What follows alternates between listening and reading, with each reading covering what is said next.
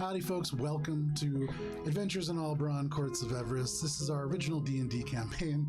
We talk about balloons. I am joined by my friends, Matt, Tina, Kara.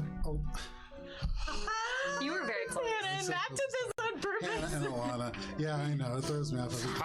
We're going to play D&D. I got it last night, I think, like almost perfect, and that almost never happens. But So sorry. neither here nor there. Thank you for joining us for D&D. We will play in just a second. But before we do, a couple of quick announcements. Let me just turn down this music really quick. First of all, we played Mosaic Team 5 last night. This is our original Starfinder campaign. The team is making its way through an abandoned asteroid / mine. It started out with Echo making a big mistake, and lots of things happening as a result. You can see that rebroadcast on YouTube at Alberon RPG on Sunday at 12, followed by this at 4:30 p.m. Eastern Standard Time. We are also at Alberon RPG on Instagram and other social media. You can see close-ups of all the different battlefields and things. You can see some of the minis that we have on the table right here. Kind of visible, much more visible on Instagram at Alberon RPG. And then this July, we are going to, last week of July, first week of August, we're going to be taking a summer break. And so there isn't going to be the regularly scheduled Starfinder or D&D games those weeks. However, in place of that, I think on YouTube, because I have to figure out how to like air something remotely, it's new to me. We're going to be airing some one-shots that are going to be special. They're in canon for both the D&D and Starfinder universe. The Starfinder one follows a group of influencers back in Aura's Bay, including quite a few familiar faces from the original campaign. And then the D&D one is going to be set in a summer camp and very thematic of the time that we'll be in. So both of those will be happening. The Starfinder one, the last week of July, the D&D one, the first week of August, and then we'll be back to normal stuff. And then finally, we have Sirenscape for digital sound effects, like this nice soft music behind. But this also has a whole bunch of other sound effects that you can use in your game to add different things. Like if you want to have what is called crockery catastrophe. Wow. This is a table tragedy. Maybe it's more apt. Oh no, I guess it's what dinner is this taking place at? Wow. Okay. I only vaguely heard a table in there. Yeah, I heard it as many things. It seemed like the whole world was a tragedy there. But Sirenscape for all kinds of tragedies, sound effects, things like that. Sirenscape digital tool set. And with that, No one on the stream can see Matt's little like setup with like there's a Christmas tree with lights on it. There's a fucking like dinosaur. Part of the game last night is that they lost the spirit of driftness. Oh no! Yeah. Someone opened up the vacuum sealed. Yeah. It was not me. Wasn't me either. Was not the androids. Oh yeah, it was a very interesting night. Wandering Hearts. We won't die. Last we played, Cheshire followed strings that appeared to only them through the streets of the Emerald Spire and found their way to a busy roadway where a cart hit a rock, seemingly randomly throwing a velveteen box off and into the cobblestone street. You recovered this box and found within it some kind of a monocle. But you returned, along with the rest of your group, to the Painted Suit and received very temporary outfits, though each was promised to be gorgeous and customized to each of your tastes. The next day, Urtrod, the centaur, served as your chauffeur and brought you to the Lunsunder estate and the masquerade ball happening within. You used your driver to talk your way past, and after dismounting the carriage, much more crowded than you began, you made your way past the guards, and after a brief search, into the estate, which is built of smooth gray stone, other assorted shaping stones that are just kind of structured into a two-story building. The first story is the one that is actually below the Phase Obelisk, truly below ground.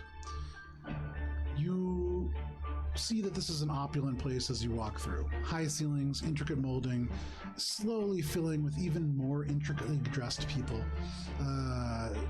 in fineries that span the rainbow of colors, in masks of crying faces, entire spiders, and strange creatures beyond count. There are shirtless servers with faces covered in joyous masks, serving small trays of intricate hors d'oeuvres and music that is emanating from the ballroom from a band playing upon a marble stage. Billy and Alina, the two of you, are within the actual ballroom itself, and you can see a number of guests, this group of bards. Cheshire, you are more towards the back of the room. Alina, you are more towards the front. Billy is in the statuary. Yep. What did I say? Ballroom. Oh, I said Cheshire and Alina, didn't I? No, you said Billy. Oh, It's sorry, fine. No, it's Cheshire and Alina. The two of you are in the ballroom. Cheshire, you closer to the back.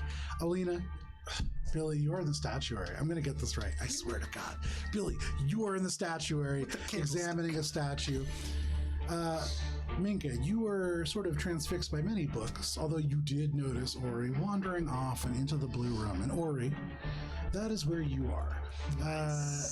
A woman in black steps towards you, standing kind of transfixed in this space. And that is where we're beginning this evening. Nice.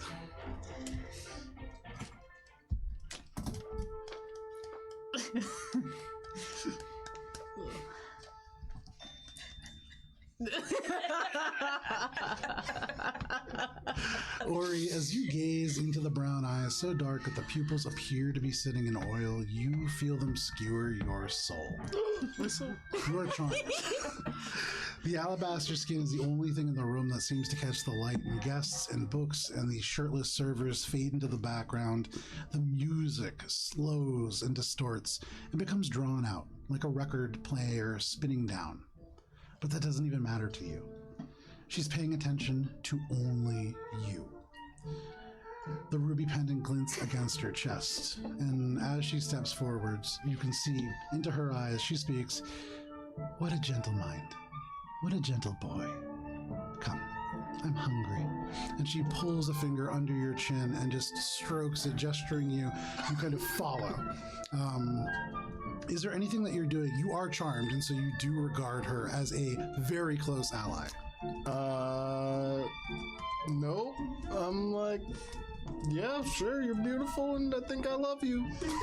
Fantastic. Do you say that? No. Okay. I'm like, Surface thoughts. Surface thoughts. Whatever you say. So she leads you forwards and off in the direction of the ballroom. Ori, as you guys walk, she sort of wraps herself around your right arm, and you feel her lead you. And she has a strong grip, a little stronger than you would expect given the slight frame. But again, it kind of just passes over your mind. Doesn't matter.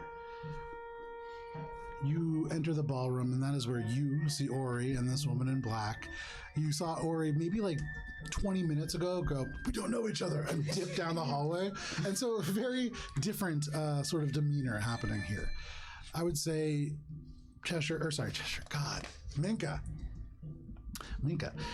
From the reading room, you see Ori just kind of lift up and his eyes droop a little bit, and then he follows this woman off and into the ballroom. Can I insight check? Yeah, go ahead. I would also like to. Go for it. Not bad. I, once again, definitely know my alphabet, and that is a 16. I got a dirty 20. A dirty 20. With the 16, it's kind of hard to tell. I mean, you've seen that Ori can be pretty easily influenced. I mean, Cheshire gets him angry all the time and kind of like steers him around. It could just be somebody that is just kind of charming Ori, but at the same time, dressed in all black, very pale. Aside from Billy, dressed differently than everybody else here. Mm-hmm. And so that definitely stands out to you. Mm-hmm. For you, Alina, as this individual walks in, you can see she is moving with a grace that is a little bit unnatural, and you can see on Ori's arm, where her hands have now wrapped around, though they are like gloved, the skin is dimpled pretty heavily, such that it looks almost like he's being escorted. But Ori looks absolutely fine with this, and that in and of itself seems a little strange to you. I like him feisty. I'm gonna start making my way over to them, trying to. I'm not Sorry, I'm trying to look like I'm not like alarmed or anything, but I'm moving as quickly as is socially appropriate. Okay. Go ahead and make a sleight of... You know what? We'll call this a performance check. Yes. Because this is really like a social performance. Yeah. I think Minga's gonna start trotting after Ori. Okay. And just like not really thinking about the decorum of whether or not that's an appropriate thing to do. Just kind of being you're like, walking oh, too fast. my friend. Please leave. Okay. So you kind of begin to run, just trotting over, and as you do, you run through this group of people who are just like talking. You had heard them talking previously, and one of them who is just saying, Politics. "Well, if it was the Prince of Solitude, there'd be more blood." And then you just kind of, poof, and he just goes, "Oh, I say."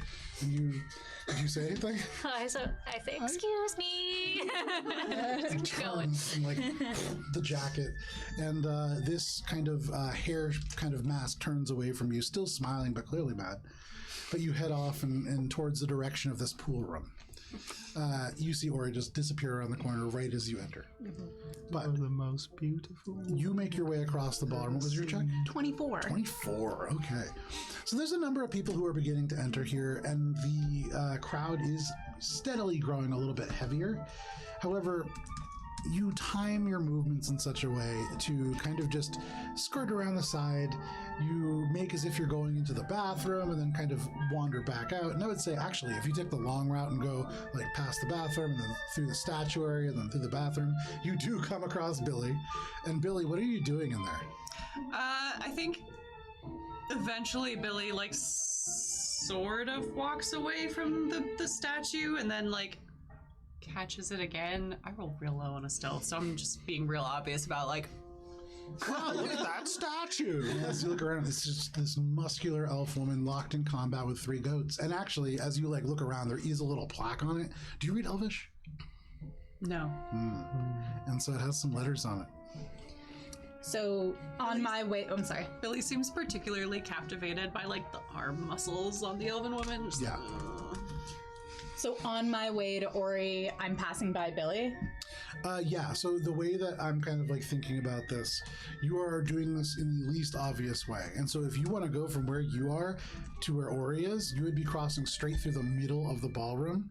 So instead, walking a little faster, you go right through the bathroom, you go up through the statuary, and then back, because there's 2 corridors, each one leads to a bathroom that are kind of set side by side. Okay.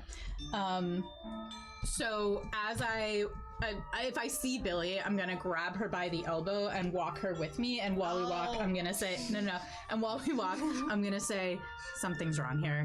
I think Ori. Do I think he's been charmed or like is in danger of... With that check, there's certainly something going on, and I would say not so much charmed Okay. in like the mechanical sense, but you immediately be like, oh, somebody's taking advantage of Ori. Okay. I think Ori's in trouble, and I'm not. I don't think he knows it. Come on. So yeah, and then So you leave, heading back in the direction of the ballroom. Cheshire, what are you doing? I am They're heading in your direction. myself as nondescript as possible. And Make a stealth check at disadvantage because discreetly you're wearing a using pink wedding dress.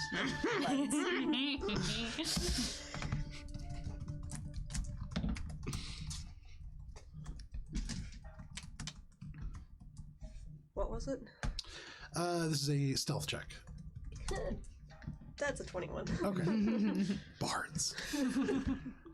In this room, there are, so where you are right now, there's like a curtain that separates the sort of service hallway where you've seen a couple people bring like hors d'oeuvres and stuff as they bring them out to the table. This is like a almost like velvet curtain, and you can just go to the other side of that and kind of tuck around one side of the hallway, and you will be able to kind of hear or see because they're coming right in your direction.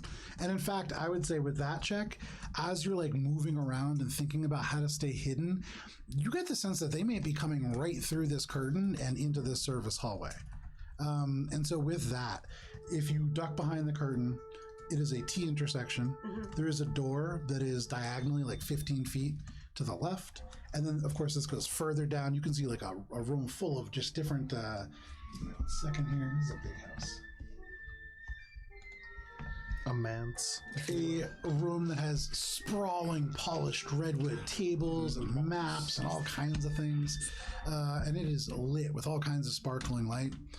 And then looking to the right, you see the kitchen, which is chaotic, just a mess. There are probably about a dozen people that are working there. And in this space, you can see basically just gray stone. There are like 6 large grill panels, and they're all suspended from chains over a central fire pit.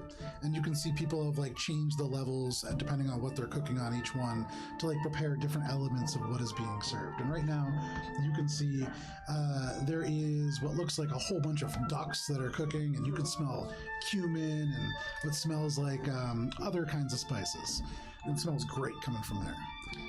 Pulling the lens out and trying to discreetly use it. Okay. There's nobody in the hallway at this moment, aside from like this really busy kitchen off about 30 feet to your right. And so you can just pull out the lens and pull it on. And as you do, the view is much darker through this lens, though it is just a regular looking monocle for all intents and purposes with a nice little frame. And as you look, similar to the other times that this view has sort of overtaken you, you begin to see like floaties in your eyes, these little ribbons that seem to connect things. You see a whole bunch of them, but there is one that does sparkle, just a little bit pinker than the others when you look at it with this internal light, and that seems to be leading you, 1 second here, back the way you came, through the ballroom, and seemingly in the direction that Ori, through Ori and this person, back into the room that Ori came from. So, see through me. Making my way that way. Okay. No regard for Ori. So Ori, as you are walking with this beautiful woman, she leans into your ear and she whispers, "What is your name, child of spring?" You can call me whatever you would like. She turns, and suddenly this curtain, and you see Cheshire, like bright pink wedding dress, just walks straight by you. The woman turns a little bit, and she just says, "A friend of yours." An acquaintance. Nothing more. Is she useful at all? Depends on what you consider useful. Alina, if you guys walk in, you are walking in right as you look to your right, you see the curtain, and you see Ori's super tight pants disappear through. I follow. I'm still pretty. And you see Cheshire going in the opposite direction. I follow through, still holding Billy. I'm doing the cat paw. And if I see Cheshire walking by, I'm gonna be like, Cheshire. Cheshire? Nothing. Okay, Yeah. no problem. So I just roll my eyes. I'm like, fine. As you're like running and trying to catch up, you get into the pool room. It is like blue tile. There is a pool and this like pole that goes up to the second floor, and it seems to be almost magically raining down. But you see Ori like disappear. You see Cheshire coming. You see, I would say now that you've spent a little time around them, Alina and Billy hurrying slowly. And so that's like a weird thing, but like you can see like Alina would like to be moving faster, and they're seeming to follow Ori as Ori disappears out of sight. Like yakety sax with like doors opening back. Last night's Starfinder session, I cannot tell you. Oh my god, that's all I can think of. But what are you doing? I'm going to continue to follow Ori, and as I'm going to assume I pass Cheshire, and just be like, as I'm going past her, should be like, Ori definitely is getting honey trapped. And I'll just keep going. Guys, stop trying to cramp my style. I'm old enough to make my own decisions. Stop, Mom! Gosh. Cheshire doesn't seem to hear it. Okay, no problem. Follow this ribbon. For what it's worth, as you follow and pass by Minka, there is a very faint ribbon, and you haven't seen this one before, that connects you and Minka. But you keep going, following the sparkly pink ribbon and into the reading room, actually passing through the pool room. You make your way past several guests. And Cheshire, Come on a second. I gotta pull up this is I have over 30 pages of notes just for like the building. Nice. Yeah. So this room has hardwood floors. You can see 3 or 4 now looking noble individuals who are all, they look a little bit in a huff. But past them, there are many, many books, and this ribbon of pink inner energy seems to snake around these individuals and around a nice easy chair and over a globe of Alberon and into a bookcase. And it seems to tie right into a specific book. I would like to casually make my way to go get this book. Okay. With your pink wedding dress, nice and casual, everyday attire, you make your way through. There are heads that turn. I mean, it's almost impossible. But with your previous stealth check, no problem. You walk up, and this book, you can see bound in purple. Remind me of the languages that you speak? Common, Elven, Sylvan, and Thieves. Okay. Sylvan. It reads Mythics, Alendor, and the Wise Fool. The Fall of the Onyx Spire. And the ribbon disappears. Suddenly, the lens cracks and the glass begins to fall out, and you are left with a tiny rim of gold and a little cracked glass. Tuck it away. Okay, no problem. And began skimming through the book. Okay. Casually. Okay, yeah, with like at a quick glance, this seems to be about the fall of the Onyx Spire. You see an individual named Nithix mentioned a couple times, the Court of Winter. You see something about somebody called the Dark One. You see all kinds of things in there. That's you. It looks familiar. There's a picture. At some point, I wish to pocket it without anyone noticing. Okay, make a sleight of hand check. It's 27. Okay. Yeah, no problem. With your huge dress, you kind of have this stole that is wrapped around, and your arms disappear into it. You have the book leaning against the shelf and like up against your chest in such a way that it looks like you're holding it still. And then your hands disappear into the dress, up through, and into the pockets that are two-way. Disappears. No problem. You can add that to your inventory. For the rest of you, you enter into the ballroom following Ori, and Ori, for you, you disappear beyond the ballroom. Nice. You enter into this T intersection, just like Cheshire. You can see to the left this grand room with like a what looks like a war table. Actually, you can see little ships across it and all kinds of things. Actually, familiar to things that you have seen previously. This is some kind of a study, perhaps. You see another door that's maybe 15 feet diagonal from you, and then you can see off to your right this incredibly busy kitchen. And through the kitchen, all the way on the opposite side, there is what looks like something that is more charming than paisley. a locked door. You can see a guard in full plate mail armor standing outside of it, and she turns to you, and she says, "Now, child of spring, I'm very hungry, and I would like some chocolate. Chocolate. Through this kitchen, there is a room closed to guests, and I hear Lunsunder keeps quite a bit of it in there.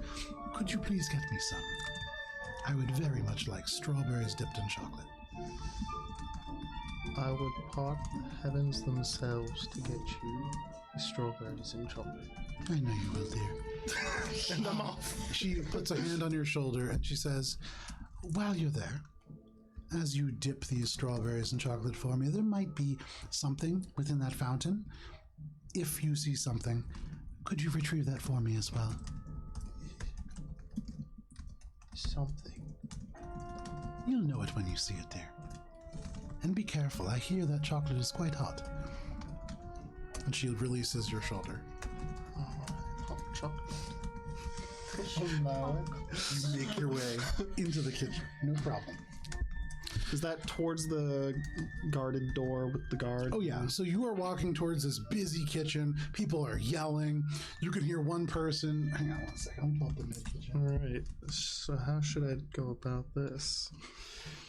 So you could hear one person who's saying, "Hey, we need that beefsteak," and there's another, like, you can see a dwarf who's like working over. He's sweating and like dripping sweat and just trying to like raise this chain up. And there's all kinds of chaos that's going. You see a piece of bread like and hit like the wall. Somebody yells. There's all kinds of chaos. And then across that, this kitchen, which is maybe 30 feet across, there is this locked door, and you can see a guard outside of it. And that's where the strawberries and chocolate are? Presumably. Okay. Does it seem like there's an alternative entry point for that door, or is it I gotta go through this kitchen? Well, I would say, Ori, go ahead and with that, make a flat intelligence check. As you try to triangulate what you've seen in this mansion, which is the left corner. And, you've seen the least out of everybody here. But that was an 18. With an 18, as you walked through the ballroom, you didn't see much, really just this beautiful woman. Yeah. But for a brief moment, you did see a hallway that led to another locked door. Though there is a bathroom to the right of that. And that locked door also had a guard. And you would imagine those probably both lead to a relatively similar area. Both areas that are currently off limits to guests. All right, but this one's near the kitchen, so that's probably where they keep the strawberries. And then you think, looking into the kitchen a little bit and off to the left, with that check, you do see, tucked behind a whole bunch of like boxes and barrels, there is a very, very thin, like dangerously steep wrought iron staircase that just spirals up and up and up and down and down and down. And so this certainly connects to both the basement and the second floor. You could presumably maybe enter through there, and then it's just a straight shot to this locked door, but you're only bypassing the kitchen, not the guard that way. Finally, you do know that behind this kitchen, and you can see another door there, which is like slightly propped open because there's tons of smoke in here, there is like beautiful, enchanted, green glowing light. And you would remember behind this place, behind the kitchen, Is the real aquarium thing? is the lower phase green belt, and it is like a beautiful green walkway with plants that grow inside. Yeah, terrarium, not aquarium. That was the word. It's a librarian, right? Are there any chef's aprons or anything like hanging on the wall that I can use to kind of try to blend in and just, make my way across like I'm part of the team? Near the center of these grills, you do see that there's this dwarf who, again, dripped in sweat. He's wearing like a sleeveless shirt. His like chef's jacket, it's really like a leather apron, but is hung up next to him as he is like profusely sweating. And so you could theoretically try to grab that and have him not notice. But as you are doing this, for the rest of you, you make your way through the ballroom, and do you want to go through this curtain? Yeah.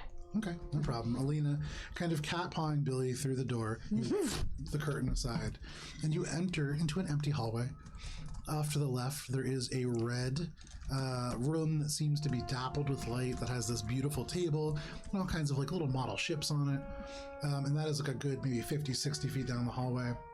15 feet diagonal from you, before that room, you can actually see closed door, more minor room, and then to the right, this bustling kitchen, and standing right at the entrance of it, just kind of like looking around, Ori.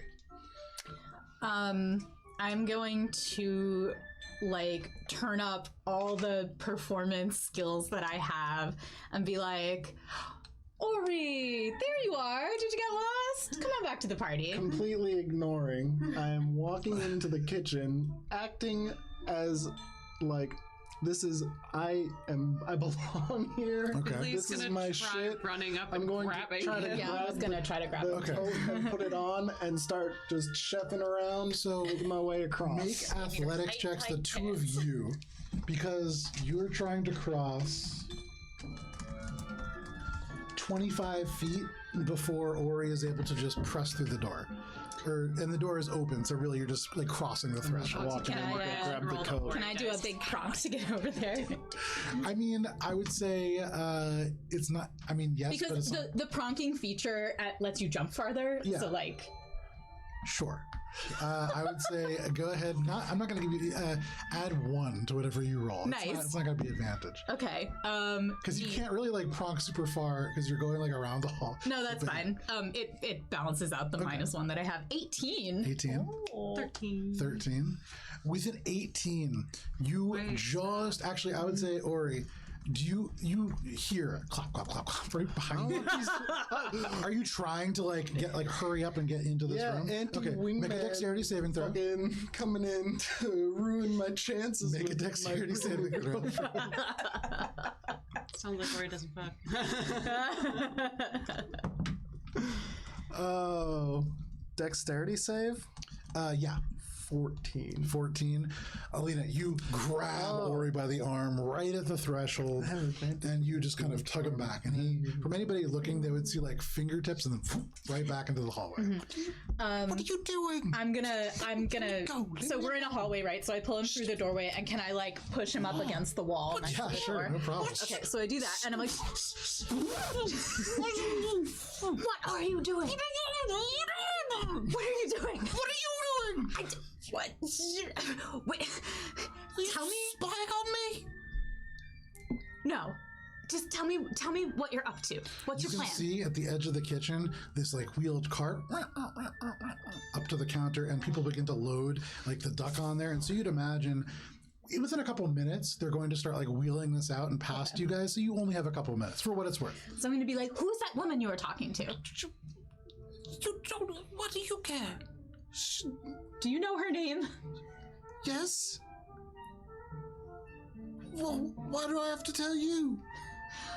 Can I do another insight check to see if I can figure out like? Yeah, go for it. Not good. 5. Or it's just oppositional. All right. Well, 2 can play that game. So I'm like, we have a job to do here. You cannot be chasing Till. I'm blending in. You are not blending in. I'm blending in. Yes, she came up to me. You came into the kitchen to where the guests are. Interested in my relationship? Or Come on. And I'm gonna. hold on. Now you think is the time? Or What? why Tell me. why were you going to the kitchen? So she asked me to get her a snack. I was trying to be polite. They're gonna serve dinner any second now. The strawberries, they don't. I look over. Are there strawberries with chocolate on the tray that they're loading up? Make a perception check. Man, I love parties because they have the weirdest rolls. I roll to see for strawberries. Strawberry check. They make a strawberry check. Dirty 20. Oh, you're proficient in strawberries. You gaze across and you can see on that cart there is half and half like bed of spiced cumin and carrot puree. Nope. You see spiced duck. You see beef steaks on a bed of wilted wild ramps. You see lamb ribs with the bones still in, with charred Swiss chard and young turnips. You see all this like beautiful food. Not a single strawberry do you They don't see. have strawberries on the tray, so I'm gonna get Right. Cares about strawberries? She's a pixie dog. Any? Who? She does. You Did she ask for anything else? Like maybe? she's a little chocolate. You know, strawberries and chocolate is a good combination. Why do you care so much all of a sudden about this woman? Because she's beautiful and lovely, and I want her to continue to love me. What? I'm okay. I do things that are nice to nice people. Or We have like an hour in here until we. Have I made it to this I'm going conversation to go yet? now Okay. before I lose my Wait, opportunity I've to get got these strawberries. I've got a spell. I gotta You can trot get up me at the this strawberries? point. I and can just be get you the strawberries. What's going on? I don't even know. Do you want something else in there? Just the strawberries and chocolate. That's all she I wants. mean, honestly, I was gonna peek around when I went in just to see if there was anything for me, because I'm, we're at a party, getting a bit hungry. Well, if you're caught. I should be okay, I think. We want strawberries. Well, I was going to be okay until you Alina is continuing to like tackled me and forcibly pressed me against the wall, which you could really. How am I? I'm not the one who just pressed me against the wall for having a conversation with a beautiful woman. Shut up. As this, you can see like Billy's like. So Billy right now looks very different for Billy, but for a brief moment you see like the color flash through, and the hair kind of comes away from some of the elements that have been done up, and very angry is Billy. If you go into the kitchen, you're going to stand out, maybe. She'll say, hey, why don't we send in an unseen servant to just go and get the strawberries, and then all our problems are solved. Is everyone just like blocking the door to the kitchen at this point? We're standing like next to the door. Personally, again, a bit curious. Billy burns a spell slot to cast unseen servant to go get these damn strawberries. Why would they have a god? Is there like a window through the door, or is it just like a closed The door's door? propped open, so most of the doors into this place have been propped open because it's getting very smoky, and most of the smoke is going out through the back, but this is open enough that you can see, just like Ori did, all the different food, and across the way you see full plate mail, a dragonborn guard who is like standing at this locked door. I'm casting unseen servant to have it go get strawberries, dip them in chocolate, and bring them back up. Okay, so you begin to cast this spell. I think at this point Minka would just be like, excuse me. Try to get the attention of one of the people. Okay, so are you sure you want to cast Unseen Servant? That was the plan. Okay, no problem. So all the best you feel in this 5 foot wide, very long hallway, this Unseen Servant operate. Now behind the rest of your party, or in front, either way, blocking off one of the sides. And then Minka immediately hello calls from the other side of the Unseen Servant to the kitchen. As soon as she does that, I drop my arms, but I just kind of lean against him like as casually as I can. In this new commotion that has just happened, I'm trying to discreetly sneak into the kitchen, grab the coat, put it on, and go do my biz. So the two of you make competing athletics checks. And then Minka, for you call over, make a persuasion check. 19. I feel confident that you want to say it too. I'm pretty sure this is flat, but I just want to double check this.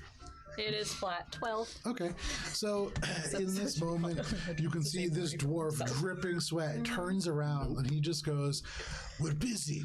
You can ask somebody else respectfully." And then he turns back and he's struggling with this chain, like trying to raise up this huge side of beef. For you take this moment to just break away from Alina. And you cross, trying to pass through. Can Ori just pass through the Unseen Servant? That is a great question. Is it? I mean, it's unseen. Uncanny dodge. Can you uncanny dodge my unseen servant? Yeah, that's really the question. Medium force that performs simple tasks. Servant springs into an existence in an unoccupied space. It doesn't say anything about that you can move through it, but you have to summon it into an unoccupied space. So my guess is displacing. Yeah. So I could probably push right past it, though, right? How much health does it have? We've discussed this. I broke through Alina. I'm not letting an unseen servant stop me from getting these fucking It's not meant to stop. Happy spell slot, Kara. It's meant to go in. Its order was to go in and get strawberry and dip in chocolate. And you feel very much, this is very on par for your unseen servant. As it appears, Ori just steps right through it and it just disappears. Minka, as it disappears, and Ori just walks right through it. And this dwarf turns around. Go ahead, make a sleight of hand check at advantage as this dwarf is turning around from Minka talking. Billy's seeing that it's a lost cause, is gonna try to sneak away just to not be associated with this. How's a 26? 26, pretty good. So you watch as Ori breaks away from you, passes through the unseen servant, just completely wasting the spell, steps into the kitchen, pulls on the apron, and then just walks through. 12. 12? Okay. You are angry, and so as you you try not to stop, but you do, and this dress has those kind of metallic bits at the end of it, and so it's just it's kind of hard to stop. I'm following Ori. Okay.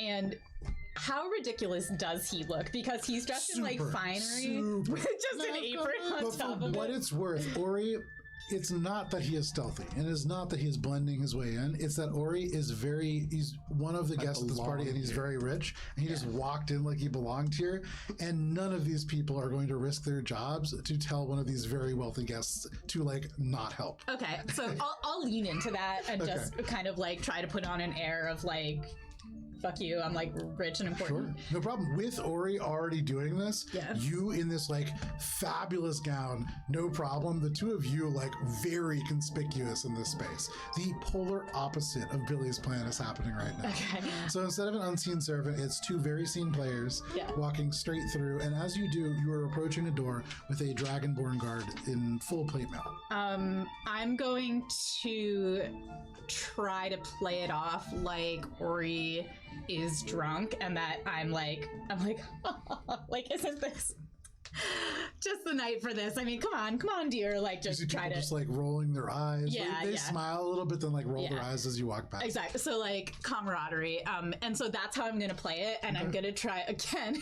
Is gonna try to do like a little, upright restraint to try to turn him away and get him Okay. back into No, the. I'm wiggling. I'm And wily. I'm going to do literally everything I can to at least stand next to him if he's not going to let me keep a grip on Okay, him. no Wily. problem. You are able to stand I'm next to him. The two of slippery you eel. arrive at the door right in front of this dragonborn, like kind of hand fighting. What are you doing? I think Ming at this point is just watching, and it's Okay. just like, oh, and it's just like trying to figure out like what to do in this situation. Yeah, you're like watching a car accident and with your hands only trying to figure out how to help. Yeah, just like What are you doing, Billy? Lost cause gives up. yeah. Billy's gonna look for stairwells. Okay, no problem. In terms of stairwells, What's the first one that she would come across that looks like it goes to a different floor? so you know that the ballroom has two that go up. You can see, but have not been into the red room that is directly in front of you, and so there could be a stairwell there. You also know that in that room that Ori had initially found his true love in, there was a stairwell that wrapped around the pole and went to the second floor also, So all the stairwells that Billy has seen so far go up. except for the one that you have seen in the kitchen. So far. Damn it. The red room's unguarded? Yeah, seems to be. It's just like open to the public? 1 second. I wrote this week ago. Da, da, da, da, da. Floor 1. Okay.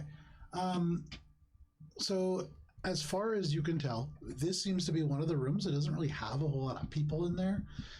You can see there is a scarlet carpet that goes underneath this beautiful table. And sparkling lights that seem to be coming from above, and that's really all that you can see from down here. It doesn't seem like this room has any function.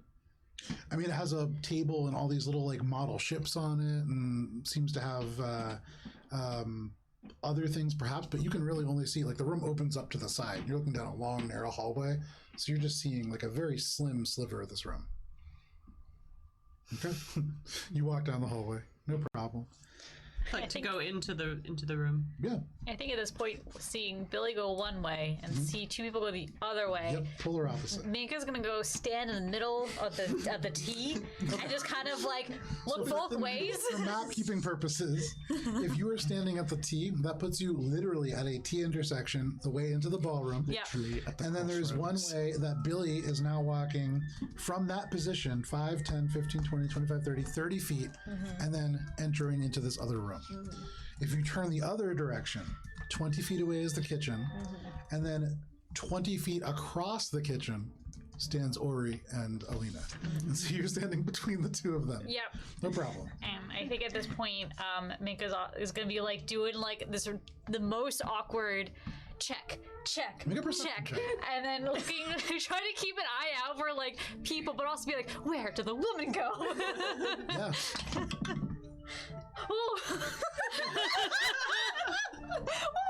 Ooh. 24. Okay. 24 is pretty good. So with the 24, you look, you watch. Very conspicuous. Ori and Alina hand fighting their way across the kitchen. Everybody like looking at them and rolling their eyes, and like you could see somebody does like a really rude gesture over. And then you turn and you can see Billy just like a little upset, walking off in the other direction, and then just around the red room corner, and then you notice that there is this other door. Nobody's gone into it, and this woman you haven't seen anywhere. And so logically, the only place you look up, the only place that she could be, rafters. But you see, you would imagine through this door, or perhaps already in the red room with Billy. Okay. See, Ori and they're just doing whatever they're doing over there. They're either gonna start yelling soon and I'll know to come by, or it's gonna. I can't help, so I'm just gonna go. I'm gonna check to see if the weird door, the unknown door, is unlocked or not. It's unlocked. I'm gonna open it and peek it. Okay, so we'll get to that. We'll start in the red room. We'll just move down the hall. So, Billy, you walk into the red room. 60 feet tall are the ceilings here. This rises almost all the way up and like into the second floor. This has a sprawling table of polished redwood with a map of Alberon carved into it and across it. There is what looks like a chandelier, although there's something about it that is just a little weird and you can't quite put your finger on it. But that is what is shedding the sparkling light down and across. On the table, there are a number of little wooden ships, little very intricate models of wooden ships, in fact, each one slightly different. There is the scarlet carpet that runs underneath the table, and you can see with this kind of faint breeze up above, hanging down from the ceiling, there are what look like dozens and dozens of suspended silk tassels. Almost like if you look up, it's like you're looking up at tall grass looking down. But these are almost like crimson, like the same kind of things that you would see at the ends of like curtains to pull them open. But these only hang maybe like 3 feet down from the 60-foot ceiling.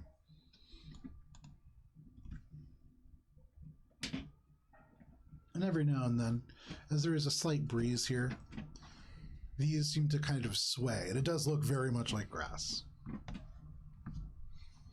Billy like squints real hard at the tassels because that's like a weird ornamentation. Is this like rich person bullshit? Make a perception check. Yeah, there's not a lot of rich person bullshit, so it's hard to tell. Obviously rich person bullshit because I got a 3 on the die. Well, it's an 8.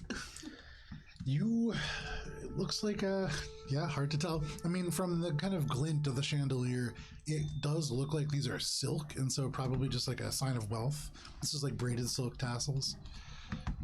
It's so dumb. Yeah, pretty dumb. But with that check, I would say you do look down and you can see there are a number of like little wooden ships. Each one has a tiny little name, most in Elvish, although you do see second here. You do see one that appears to be in Dwarvish. You see one that appears to be in Gnomish and one that appears to be in Infernal.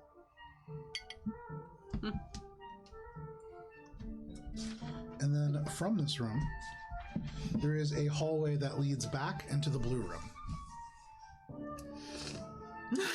Okay. No one's in this room with Billy, right? Billy's alone. Billy kind of like knocks her hand on the wood table as she goes by, just like, and yeah, no problem. It's a pretty sturdy table. Wood. Walk through. Moving down to Minka. Minka, you open the door, and looking through, there is only like probably like, it's hard to tell because there are 3 or 4 rows of what are like heavy velvet curtains, and though they've been kind of hastily parted, they have kind of fallen back together. But as they move a little bit, you can see through this space there is a circular chamber with one slightly raised pedestal, several chairs, a music stand, and about a dozen cases for musical instruments, all open and empty.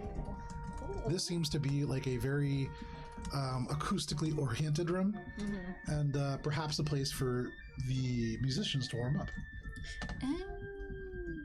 Okay. So she's just gonna kind of casually like look in and be like, "Oh, music stuff. Suspicious woman." And then she doesn't. Check. Still okay. 23 this time. Okay. So you see this daze on this like kind of raised area. There is honey locust wood that holds up these little sheet music trays. There are different songs and things on there. You see the Genie of the Emberlands, you see the Sailor of Stars, you see one called Soldiers, Lovers, Healers, all different kinds of things, but you don't see any woman.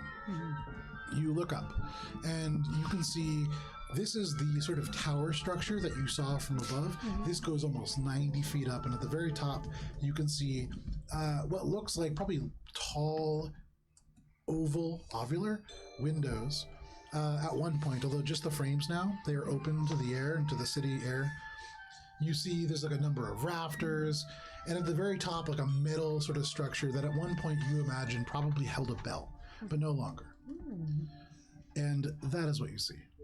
That faint breeze kind of swirls down from those windows. I think at this point, noticing how high it goes, Minga's gonna walk in and then turn around and then see if there's like a door into other parts, or like, because if there's gonna be a secret fence thing, it's either gonna be downstairs or in a pretend bell tower. This is a pretend bell tower. Clearly, maybe it was like redid something with magic. I don't know. She's just gonna look at it. Okay. You look up and you look up and you look up, just trying to see something. And with your previous roll of 23, there's a brief period of time, and there's like music coming from behind you. There's a lot of things happening, but you can almost swear. You actually turn because you hear a footstep. And you turn around, you look for maybe Billy coming back. Not yet. Maybe you actually don't see Billy anymore. You turn around and you can see Alina and Ori hand fighting right as they get up to this guard. And that is what you see. But you could swear maybe like 10 feet behind you, you heard a single footstep. I think Minga's just gonna freeze. Okay. Turn around.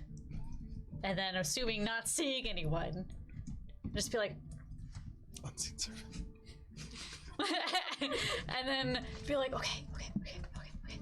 Cheshire would know, and then just run to find Cheshire. So you go over and try to look for Cheshire, no problem. We sweep the camera on into the kitchen. Ori and Alina, the two of you fighting, and you can see this dragonborn who's holding a halberd in one hand. Lets the halberd sink into the crook of his arm as he kind of crosses his arms. I'm gonna pull Alina kind of away from the dragonborn, like turn her around, pull her in. Could you just leave me alone for like 5 minutes? Leave you alone. I can Mission. How do you even know you're living there?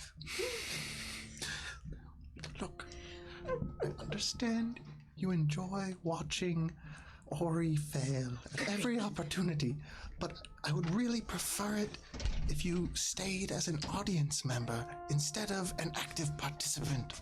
So could you please just let me do this one thing? I do not This understand what you're dragonborn, talking you can about. see, is like looking back and forth. And at first he seemed kind of amused, but like more and more he looks kind of uncomfortable.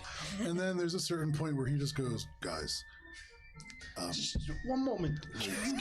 I'm gonna kind of Go back to the party. I'm gonna make eye contact with the dragonborn and kind of give like a conspiratorial roll of my eyes, and then try to be like, sorry, and then Go back to the party, and I will handle this.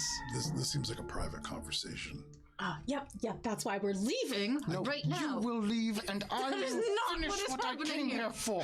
He looks really, really uncomfortable. He goes, I can just escort you to the upper kitchen." Yes, that would be lovely. Thank you. What's the upper kitchen, like back toward the entrance? You can see as he says that, he gestures, and you see that like stairwell that like goes up and then goes down. He's probably gesturing towards that. And he just says, "There isn't anybody here right now, and I'll supervise you, but this is really uncomfortable." Thank you. Please take her back to the party. Nope, we're going together.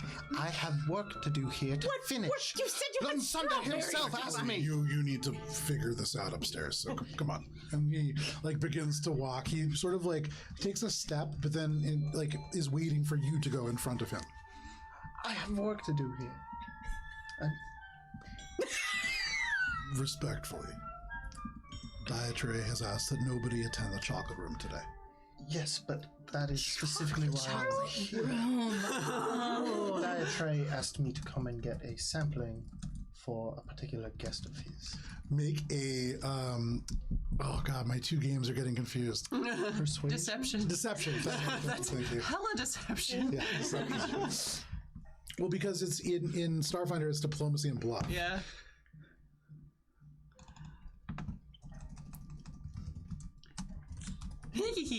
Nine. He turns to you, Alina, and he says, "Can you go ahead and we'll catch up with you?" Sure. Okay. He kind of like points to the stairwell, and he just says, "Just the fermenting room. It's really powerful smelling, so don't go into those two rooms in the back." Okay, and I'm gonna walk really slowly. Okay. And like He's letting me in. really No. not let my guard down because I don't want to recognize that let he's him not out of my letting me in? sight. Am I in trouble now? So you see he watches like Alina cross 10, 15 feet, and then he kind of like puts an arm around and he says, "Listen, I've been where you are, and you don't want to have her be mad at you the whole night. It's going to be uncomfortable for everybody, and I assume that you have friends here. Yeah. So go and figure this out. I'll stand guard, and then you can get back to the party and do whatever you need to do."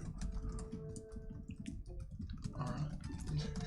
Kind of slaps you on the back and then like turns you around and kind of pushes you a little bit towards the stairwell. To get chocolate? Nope, to go up to mend your so in his mind, you are suddenly realize that he believes that you and Alina are in a relationship and you guys are just not having a good time. And so he is trying to give you guys a space to like figure this out. And then he is just trying to help everybody right now. I appreciate your concern. That's actually, we are absolutely not I am- any sort of However, relationship. Labels or whatsoever. whatever, but I really just do need some of that chocolate. Can I hear this? yeah. I'm gonna go back. So having heard this, I'm like, I'm gonna go back and be like, "Come on, honey, we need to hash this out." Make a deception check. That, I hate you. But has much better 17. 17. Okay. Yeah. So you just kind of like walk and you're like, "Come on, honey." And he just goes, "Come on. Don't worry, I'll make sure nobody walks in." And he kind of like almost shoves you a little bit. And from the Dragonborn, he's about 6'8". That is a like pretty substantial shove. Just a little bit of the chocolate, and I'll come back for it. All right. Doesn't blink. As soon as we're behind a door, I know I already made an insight check, but the fact that he's like becoming obsessed with getting Oh no, chocolate. absolutely. Yeah. Can I make another one? Make another one and make it at advantage. Hell yeah. Why are you doing You this walk to up me? these wrought iron steps. 15. Super steep. You were talking before about like the grandfather Dim like Waltham stairs. Way worse than this. When I designed this is based off a illegal stairwell in a very, very well regarded Boston restaurant that is so narrow that I can barely fit down, and it connects two kitchens. And so, I imagine this in terms of rich people, for whatever reason, liking to watch people struggle taking food up these staircases. But you make your way up very tight the staircase to a big stone room, and in this upper kitchen, you can see this is more like a pantry. You see sacks of flour, you see big things of bread, you see these two hallways that almost mirror the hallways that would go to bathrooms, but you can see on either side of these jars and different kinds of things pickling, and even from this distance, you can smell kind of like a fermenting aroma from that room. You do not see any chocolate for what it is worth that is up here. This seems to be mostly a pantry. And chocolate is very expensive. No strawberries either, huh? No Strawberries are secondary to the chocolate because the chocolate room is the chocolate. I imagine the strawberries are kept with the chocolate because you would probably think. want. It's a good. Otherwise, she would have just sent you for What I would say, what I will say is when you step near that door, very faintly from underneath, it was a little cooler, for sure. But from where you are right now, you do see, like, turning around, there's a long hallway that goes further into the mansion, kind of parallel to the one that Billy just walked down, heading towards the red room. Cheshire. Downstairs, kind of walking back, this book now in your possession, where are you going? So, starting from where I was, would just begin kind of schmoozing and observing, looking for any information or items of value. Sure. Make a, we'll call this a general charisma check. 19. Okay. With a 19, this is a place where there's all kinds of gossip, and it's kind of hard to tell what's important and what's not. You hear this thing where somebody's talking about, like, how the Duchess absolutely murdered the king, and then you realize that they're talking about, like, these two dogs that were racing the other day, and, like, it's kind of hard to tell, but you do overhear people talking about this individual called Resinburn. They are an individual very, very well regarded. They're pretty much the leader of the Magiocracy of the Rising Storm in one of their primary locations. They are the master of the Tower of Frozen Seafoam. And they talk about how things are always kind of like a mess on the Gem Coast. And they're talking about how they're hoping to go back to the Magiocracy right after this party, because Resinburn will keep people safe. And you recognize, as like they go back to whatever they're talking about, although you just missed this conversation, and you would imagine had you stuck around earlier for the beginning part, you would have heard the rest of this. They're talking about that assassination. But no problem. You make your way through, you schmooze with a few more people. And with that check, there's one other thing that you hear. Give me just one moment.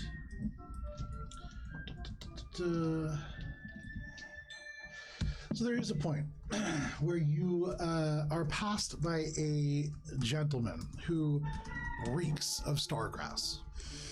You can see he is dressed in black and gray striped fineries, and the mask that he wears seems to be like this metal that has been tinted dark, either through like annealing or some other process, and then has been like through like heating and cooling down very, very meticulously.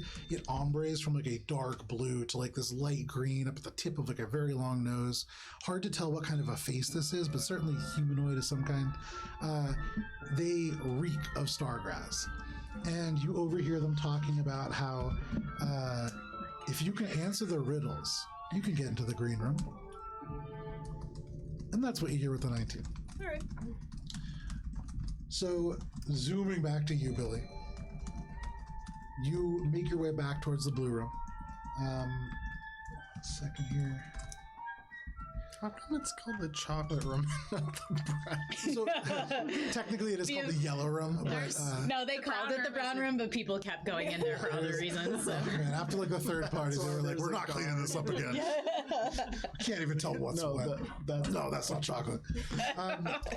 You can see there are guests that are lounging like all around in these like chairs that are stuffed and very plush, kind of cream colored. There are sofas and plants that thrive here despite the fact that there is no fresh light. There is a stairwell that wraps around a pole with this dramatic blue painted steps of oak.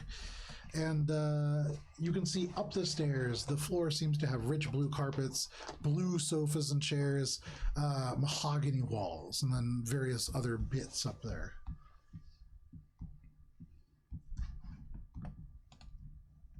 Do rich people just have rooms that they just sit in? And really, like, looks around for anything that might be useful, because obviously it's just couches. Make an insight check.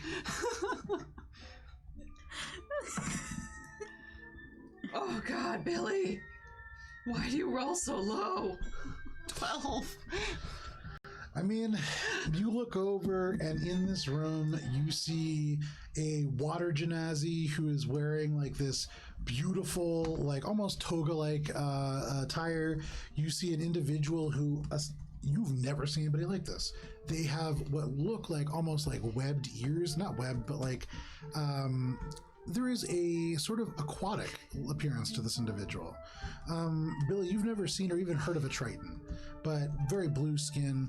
No idea why there might be a room with much more humidity and many more water-based elements. Hard to tell, but maybe just for people to sit around him.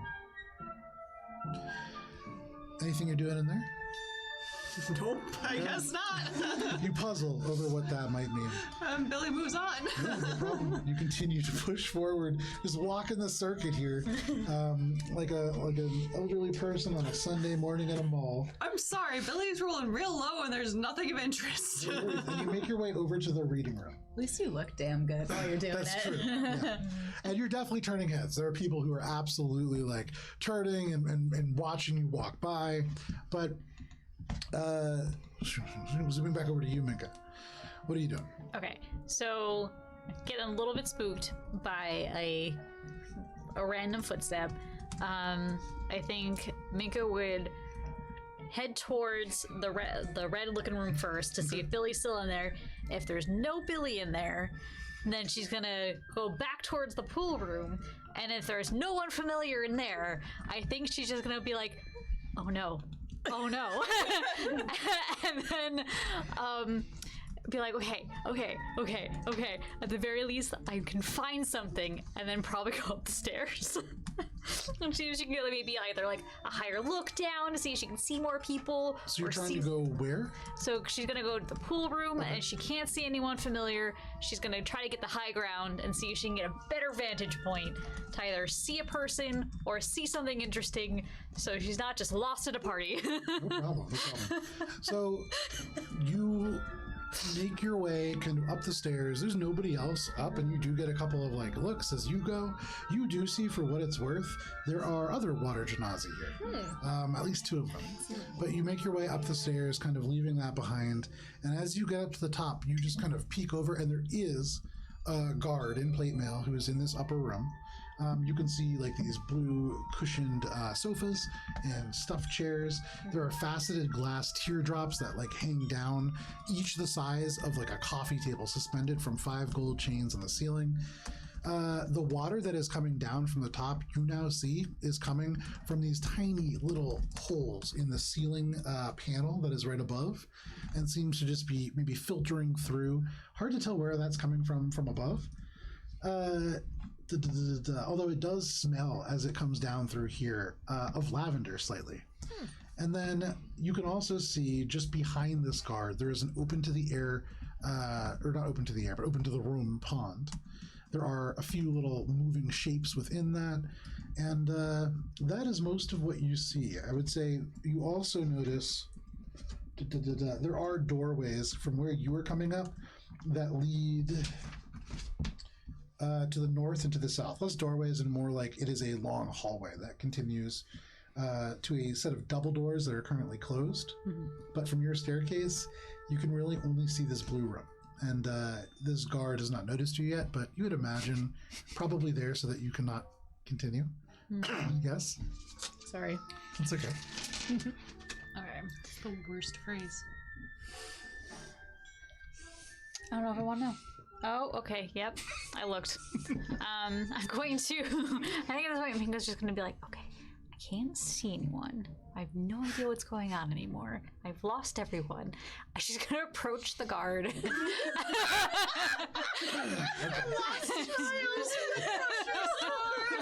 I lost my friend. You approach this guard. He's an elf. He's wearing full plate mail, and he also has a halberd, but it's laid down behind him. He sees you approaching. Make a I struggle. Whether this is a deception check. No, I think that's Minka. It's a deception. Specifically, what are you trying to do? She's going to approach the guard and be like, I am so sorry. I can't find anyone. I am lost. And my friend keeps talking about strawberries, and I'm just confused. And I'm just going to see who... It's more persuasion than anything, because it's all very true. So, It doesn't even feel like persuasion. That's just talking. Yeah. you don't need to make a check for that. He steps forwards and just kind of says, I'm very sorry. What are you looking for? What are you confused about? Oh, well, we were supposed to come to the party to find something. And now that you're so obsessed with strawberries, is there anything going on with the strawberries? Aren't strawberries. I'm terribly sorry about There that. aren't even strawberries. Not for the party, no.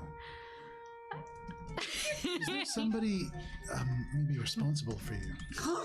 I can't find anyone. Okay, well, let's see if we can find somebody to help you, okay? Okay. Is it okay if I touch you? You just like gently, like very gently, and you like mindfully, like tries very hard. He's not trying to sneak up on you, and just like gently pushes you back down the stairs, like guiding you down the stairs. Just saying, careful, they're very slippery, and just like helps you back down. We just take a moment to appreciate Trey's hiring of guards. These are really responsible. It's like specifically, well, terrible It's like they had to do a training last week about like this guard in particular, yes. The other guard, more just like, this fucking sucks. I need to like get them out of here. still But though. conflict resolution. Yeah. So, no problem. Guarding You stuff. are escorted back downstairs.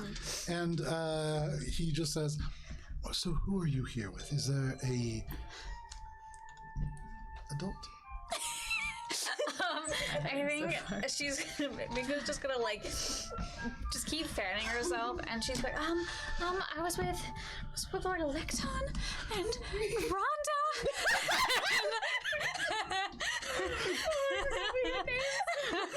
Interesting. I do not know of the guest that you're speaking of, but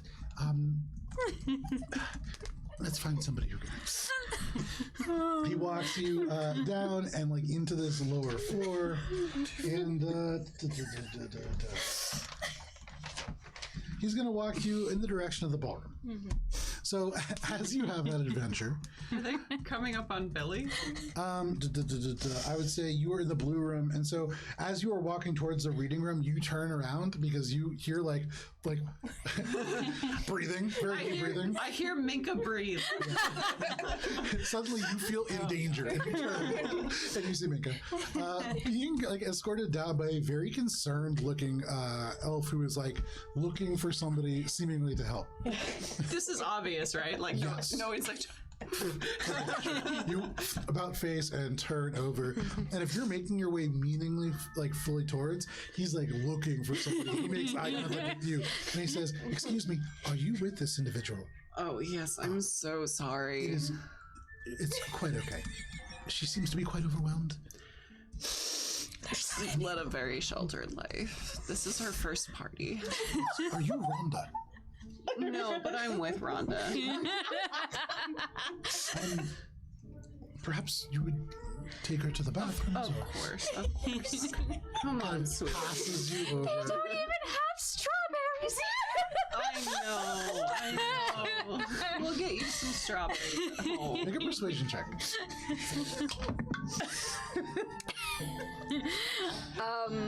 What have you done? 9. 9. Okay. No. Yeah, he just kind of like passes you off, and he just says, "It really is no trouble, but upstairs, mostly off limits." When he turns and makes his way back up the stairs. But you have Minka. I'm assuming Minka continues crying and that was not an act. It was not an act, but now that she's next to Billy, she's going to be very quiet. Like, there's a scary room, and there wasn't even like a bell, and there was a weird footstep, and everyone's fighting. Insight to see if I understand this? Because this is just No, you don't understand. I think there's no real high enough. That's one of those things that like it's impossible, so I won't make you roll. Billy's just gonna be like, yeah. There. So you comfort Minka, free action. Billy's not great with it. Yeah. Billy just like. So you do this. You comfort Minka.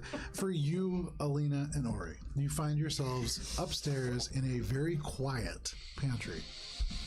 You do hear, for a brief period of time, because it is so quiet up here, like somebody who just, like a little scuffle further into the mansion. You don't hear words necessarily, but as it does get quite high pitched, you do almost swear that you could hear Minka somewhere under.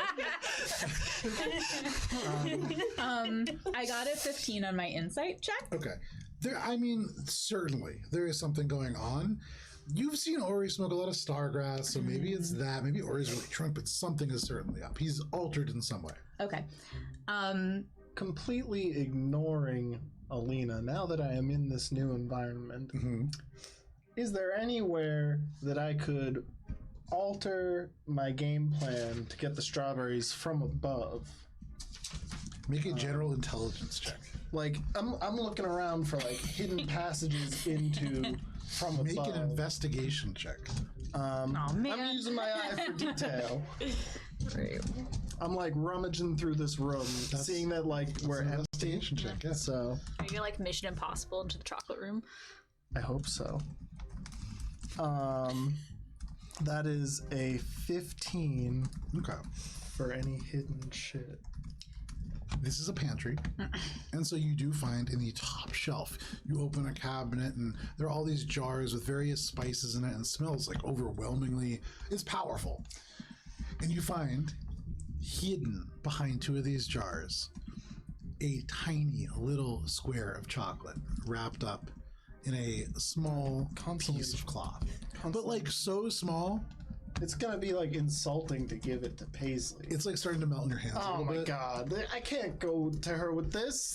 This is clearly terrible. like somebody who works here stole this, and like this is going to be a prized moment for them, and it just melts on your fingers. Oh my god! Okay. Okay. Well, I'm gonna try to pocket what I can of that. It's on your fingers. Like this was try to- very fine chocolate, and it, like the heat I of wouldn't have your, unwrapped it. it's just like a little piece of cloth. And so you found it by unwrapping it. Yeah, I lick it.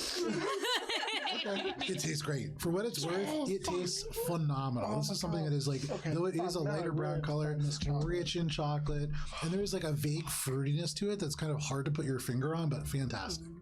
Okay. Okay, while he's like licking his fingers, I have not let him out of my sight. Yeah. I'm literally following him around like a dog large is follows this pantry? their owner. So as you follow Ori the dog around, Yeah. the pantry of the top kitchen is roughly 25 feet across and 30 feet long. Cool. The stairwell is in the top left-hand corner, the northwestern corner. There are two doors that lead into a smaller, almost like hallway, series of hallways that is just shelf space for other fermenting projects. And then there's a much wider hall that leads away into the west. Okay. And you can actually see down that hallway two grand sets of stairs from which music is coming from. That is how you get to the ballroom. Okay. Well, I can't go there yet. Do I have a sense of how much time has passed since we booped our noses and Make an turned our intelligence disguises check. on? From where Just you are, flat. there's not a lot of things to like gauge time. I'm trying to figure out the best way to get back down into the chocolate room. Okay. So we are upstairs here-ish, and it's down here. From what you can tell, Ori, the chocolate room, as well as the room to the south of it, are both only accessible from the first floor. And you have seen now, well, between all of you, you have seen there is a room from the south that is closed. There is a room from the ballroom that is closed, and there is a room that leads into what is the yellow room that is closed. There is like a whole wing of this house that is closed off to the party. Okay. I only give a shit about The yellow room. Yeah. Yeah. yellow room. And I am trying to figure out any way of getting. I'm thinking now maybe try to distract the guard, get him away from the door, and just try to like sneak my way in while the kitchen staff is taking a break after they just sent out the meal. That might be the way to do it. I'm doing that's what I'm doing. Cool. I got a 17 on my enacting this intelligence. plan, completely ignoring the fact that Alina is still here, just like trying to figure out contingencies for when she inevitably comes to fuck up this plan. 21 It's gonna be minutes perfect without 21 minutes have passed. Correct. Okay. Okay. I'm gonna like do that thing where like someone's ignoring you and you like Got, like, put yourself all the in the numbers. eye line. it. I've got all the numbers just Yeah. going across. And I'm like, stop, just for a second, What? just for a second. What? Okay. Just humor me for a second. Walk me through what you've done since we've been here in the party. Well, I came in, I looked around for some stuff, I met this beautiful woman, she asked me to get some chocolate, and I thought, oh, I can get some chocolate and then also see what's in this guarded door. Okay. Because that happens to be where the chocolate is. It's the chocolate room, you heard him, right? Oh, okay, Yeah, okay. yeah. So then I was gonna go in there, I was gonna get the chocolate to Okay. get for her, and then see if there was anything nice for us that would help us in the mission. But you came and fucked it all up. Yeah, I did. So you didn't drink anything or eat No. anything? Why would you Alina. care if I did? In the back of your mind, you hear a very quiet voice. Softly. It doesn't seem like it's coming from a direction. This is directly into your mind. You hear, he's been charmed. Be careful. Do I recognize that voice? No. Okay. Do I know? Now that I have heard this, do I know anything about how to break someone out of being charmed? Do I think slapping him will help? Oh, man. Will violence. I don't believe so. But, Solve my problem. what I will say is, so you Dragonborn have seen... downstairs is like, Is this good? do I need to come up? Is everything okay? From what you have seen, when Cheshire casts Hypnotic Pattern, people are snapped out as soon as they take damage. And so maybe that would work. But there is something weird about this. This has gone on for quite a while. Ori has not been transfixed in place. He's been actively and quite hard assuming an objective. And so you get the sense that maybe this is a little different than certain charms that you've been involved with before. Okay. I'm gonna say to Ori, you have been charmed. Oh yes, did you see her? She was beautiful. Do you know what magical charms is? So is magic with you, yeah. Oh yeah, I know what Yeah. magic charms is. Okay, so with that in mind, I'm sorry. And then she's gonna slap him. So, non-lethal damage, 0 points of damage, but it does hurt. What And did it you is- do that for? I would say, no, there's nobody observing the kitchen right now, correct? Okay, no worries. There's a cool somatic thing that happens just in my head. It's funny. You guys would have liked it, but that's like 80% of the campaign, truthfully. But Something cool has happened. Don't worry about it. I would say you You get 27 points of psychic damage. hear in the back of your mind, you need to wait a day and keep them separate. She can do it again. Who are you? I mean, thank you. Who are you? I'm moving. I'm going. Okay. I'm gonna try to grab him and keep him where he is. Okay. Plan B. I'm going. Okay. Plan B. Going to try to You roll around the other direction. distracting the guard, and then I'm gonna sneak in after he's distracted, and then I'm gonna get some chocolate and strawberries. I'm skipping out before anyone else sees me. There's no response. Well, make a persuasion check. And Ori, you try to slip away. I'm holding Yeah. him. Slip. Persuasion. Yes. Uncanny dodge. Dirty 20. Dirty 20. Okay. With a dirty 20, there's like a hesitation, and you can almost feel an unwillingness to respond. But then you hear, that's not important. But I can't have him getting in my way. Okay. I guess we're on the same team then. Cool. And so, Just getting I'm gonna do my best to keep Ori from leaving while I can try to figure out a plan. Okay, make a perception check. Slippery. I'm slipping. Yeah, you Can't try. catch me. I mean, Alina's holding on to you. I got a natural one. Natural one, cool. It's hard to really pay attention to where this creature might be coming from or what's happening because Ori is like tugging you around trying to get away. Let go of me. But yeah, if you want, you can make competing athletics checks. Ori's trying to get down there. Another one. Mine is not great, but it's a 5. So Ori really he does like the swim move and just breaks your grip. Kind of like rushes down the stairs. I'm not rushing because I gotta like enact the plan. I don't want him You rush to the stairs and then walk it gracefully as you can down this very, very steep flight of stairs. And is the guard still just standing? He is right at the edge of the staircase. You can see, like, he was probably listening, but he straightens up and he just goes, "Oh, I heard she slapped you. It doesn't seem like it went great. If you want, I can sneak you out the back." Could I get a bit of chocolate on the way out? I'm a bit heartbroken. Make a persuasion check at disadvantage.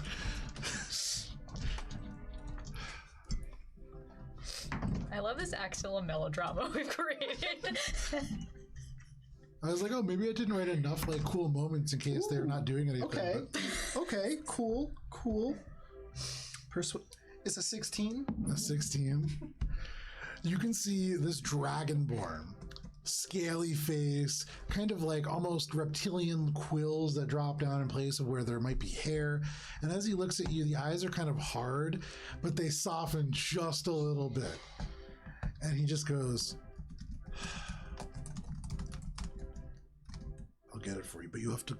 I won't say a word. I really appreciate it. I mean, just something to fill the hole, you know? Just wait here. He turns around. Strawberry too. They've got it. He glares at you over the shoulder, and you get the sense that that's not high enough for strawberries. But he turns and he heads off in that direction. You watch as he pulls from his belt a ring of keys, and he goes through 3 of them before opening the door. And as he opens it and steps within, you do get a glance into this room. You can see this is the smallest of the rooms down here. It has wooden floors. It has more of these cream-colored chairs and sofas. There are cream and chocolate-covered, colored pillows that shine with silk covers that dot this place. And instantly through this, as the door opens, you feel this of wind that is about 30 degrees colder than what it is in the kitchen. You do see at the very top of the room, glowing with a slightly magical light, an enchanted crystalline orb that seems to be the source of this cold. And in the center of the small table, there is a small room. There is a large marble table in the middle that has many colorful little boxes and trays. There are additional cupboards around the side and shelves, but you see all kinds of small chocolate circles and squares and shapes. There is in the northern part of the room, away from the door, a chocolate fountain, 10 by 10. And you can see steadily running. At first, you just think it's like a smooth, like weird stone sculpture. But there's a brief kind of bubble that happens, and you can tell this is like perfectly moving chocolate, liquid chocolate, much like people might have a regular water fountain. And make a perception check as you see all of this. Oh, God. Using your eye for detail. Oh, my God.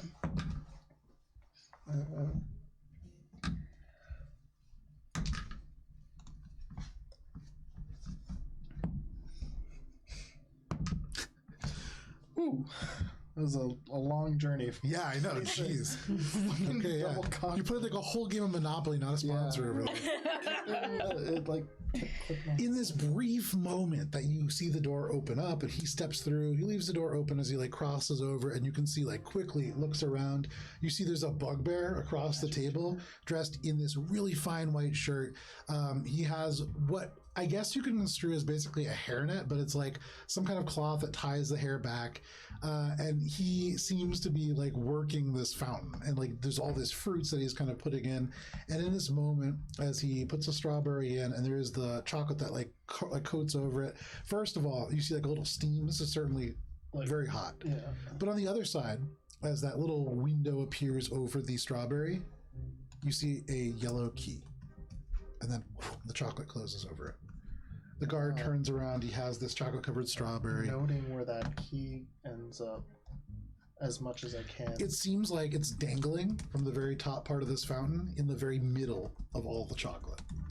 Oh, so it didn't get placed into the fountain? No. It's just like getting placed into one of the chocolates. No, it is just suspended beyond that chocolate curtain. Gotcha. Okay. And so he returns, like quickening his pace. You can see the bugbear like shaking his head, kind of confused behind. The dragonborn turns and says something over his shoulder before returning and like closing the door behind him. For what it's worth, Ori, he does not seem at this moment to remember to lock the door. But he comes over and he like very discreetly, he has like his hand over it, and it looks pretty obvious because like he's the only armored individual and he's 6'8" in this kitchen. But he crosses over and just tries to like puts this berry in her hands.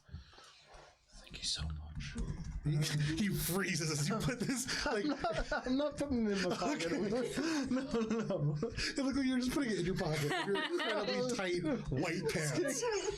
But okay, cool. No problem. I'm not putting it in the pocket. You hide it within your hands. Putting it in the like. I got the sash.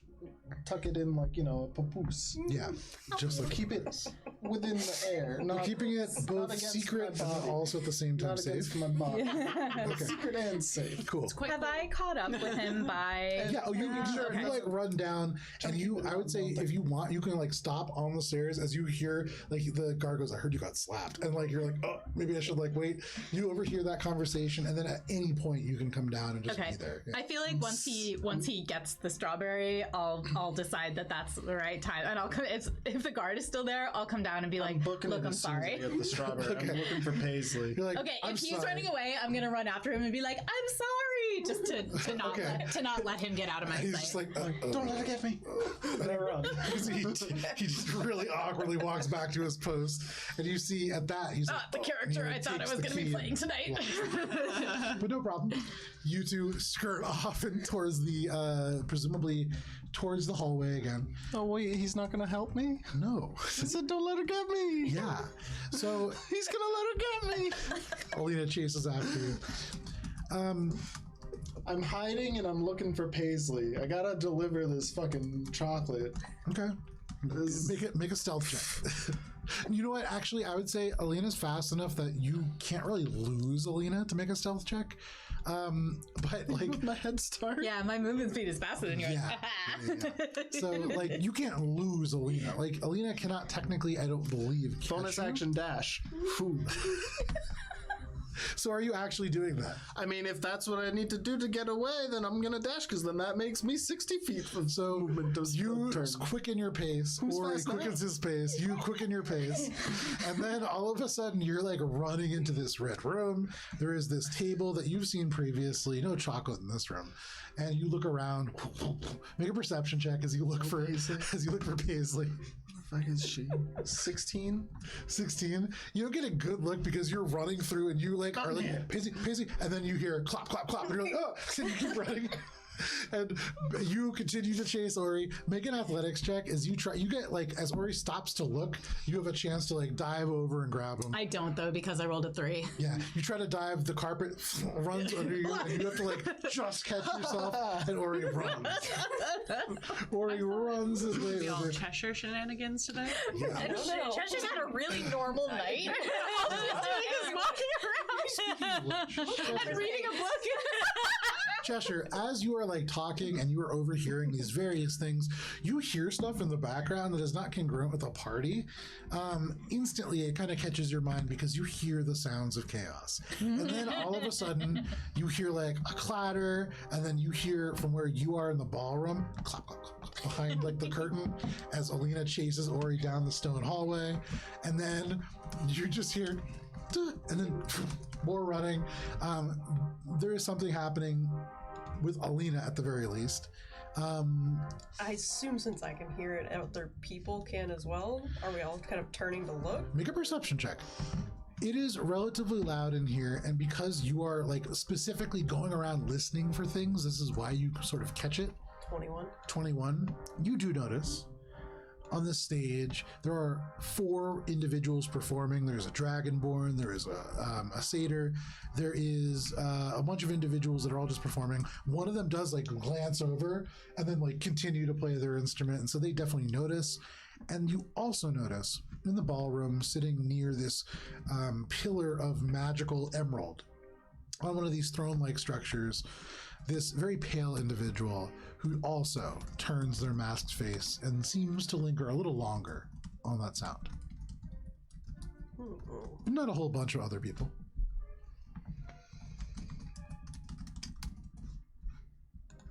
I would like to make my way through the smaller rooms. Okay. Again, looking for any valuable items and or information. Okay.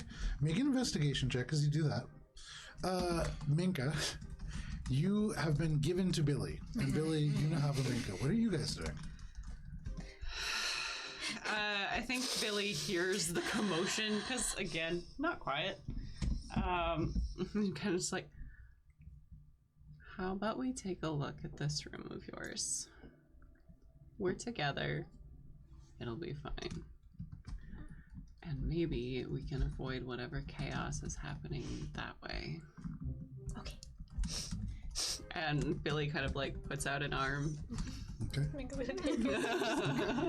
You walk through and you make your way back through the servants' entrance right as they're wheeling out this huge cart of like spiced duck and now like true entrees being served out on this table, but you slip by and you make your way back into that room if that's where you're trying to go. I would lead her to like the music room essentially. Make perception checks, the two of you. You open the door, still unlocked. You feel that breeze going through. 14. Okay. And that's what you see. Throwing off the 17. chef's cloak and I'm trying to throw it back. For a brief moment, and only because they rolled a natural one, which is literally, I think, the only thing that they could roll, where you might catch a glimpse of them. Wow. In the darkness of this space, for a brief moment, you see pale and white, almost like a skull, the face of an owl, and then they seem to almost vanish. The face of an owl? Yeah, small, humanoid, kind of owlin in appearance, and then they vanish. And because it is 8:41, this is where we're going to take our break. So, thanks for joining us so far. We'll be back in 10 minutes. It's 8:41. We'll be back at 8:51. We'll see you then.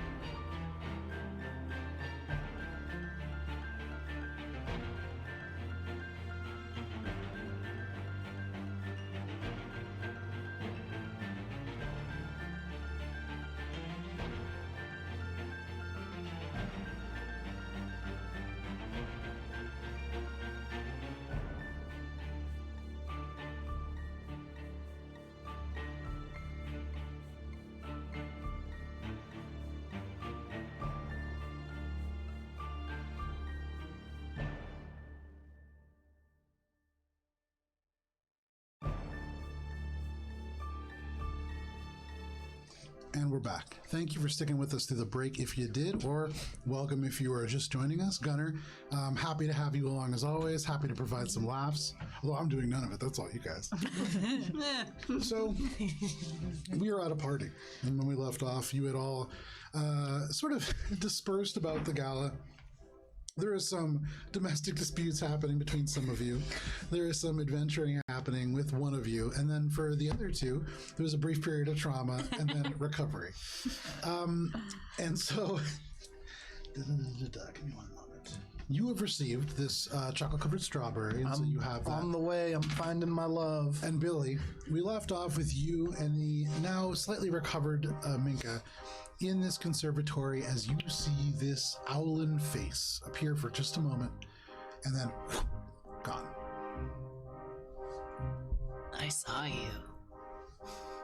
And I think Minka's just gonna hold tighter to Billy's arm. Be like, Not you. You're good.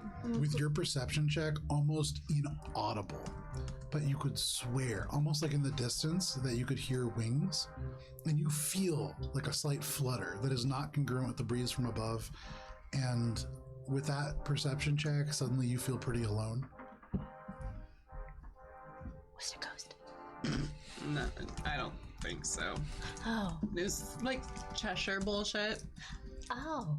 So they're not Cheshire herself. There was a person in here, though, so there's probably... That might have been. I mean, Cheshire might also be in here. I don't know. But there's something to this room, obviously, if someone's just hanging out in it and trying to be sneaky. Before when I came in here, I heard a footstep and there was no one there, and the woman had already disappeared. So I was like, is it a ghost? Is it that weird woman that Ori's now obsessed with? Is it something else? And then there used to be something here, clearly. But, you know, we haven't really made much progress. No. Can Billy tell what used to be there? Make a history check. Most progress thus far. Certainly in his mind. Billy is of medium intelligence, so that's gonna be a 14. Okay. You look up and it seems like maybe bracketing for a rope or some kind of a decorative object, but it's stable enough to probably hold a good amount of weight. Maybe a huge chandelier or something of that nature. Do the stairs lead up to that? No, there's no stairs in here. Oh, This is just a very tall, almost tower-like structure designed probably for acoustics. And at one point there was glass, although it seems like now gone, and so there's just like open to the air 4 windows up at the very top. well, I probably wouldn't want to broadcast. They have a magical object here protecting the place. Yeah. Well, good call. Maybe that's how sneaky person got in. Maybe. Oh, maybe it's where the woman went. So, what are we gonna do, Billy? I know this seems weird. Cheshire's been quiet. Mm-hmm.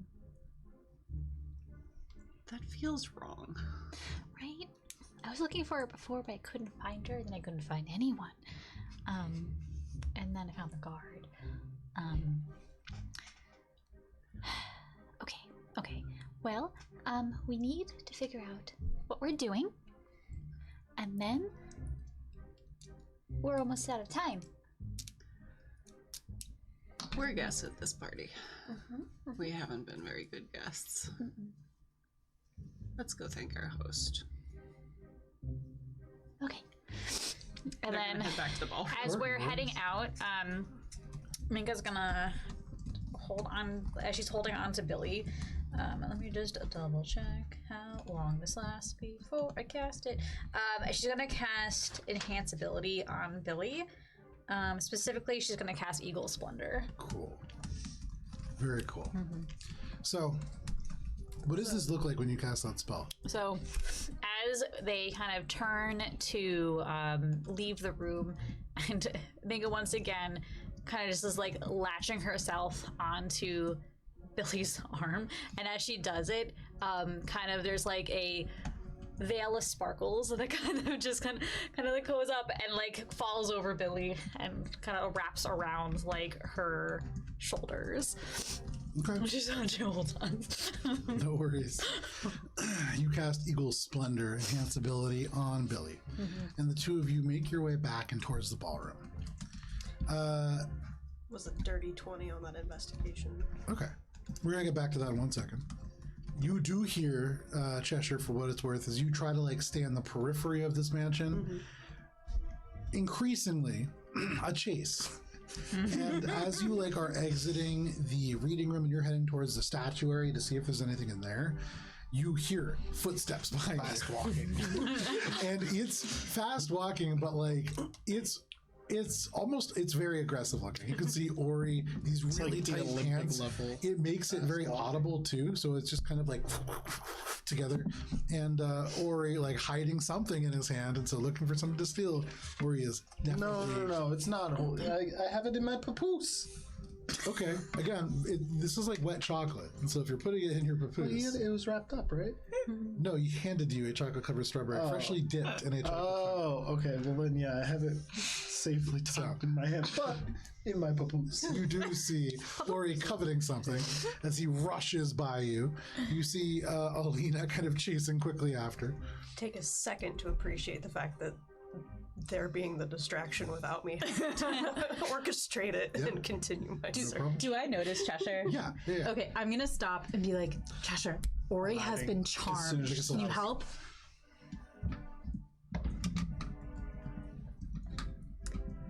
No. Come on, you can mess with him yourself. You don't need to let someone else mess with him. Tell that I can't do anything about it, so...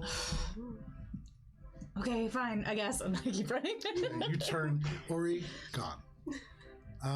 You like take a couple footsteps and you get into the statuary, and here in this kind of like dimly lit room, you see all these dramatic sculptures. The shadows are dark and long, and he could almost definitely be in here. You see the staircase. There's a guard up at the very top. There is a guard down the hallway in this room, and then you smell stargrass wafting from that hallway. But you look around again. Make a perception check.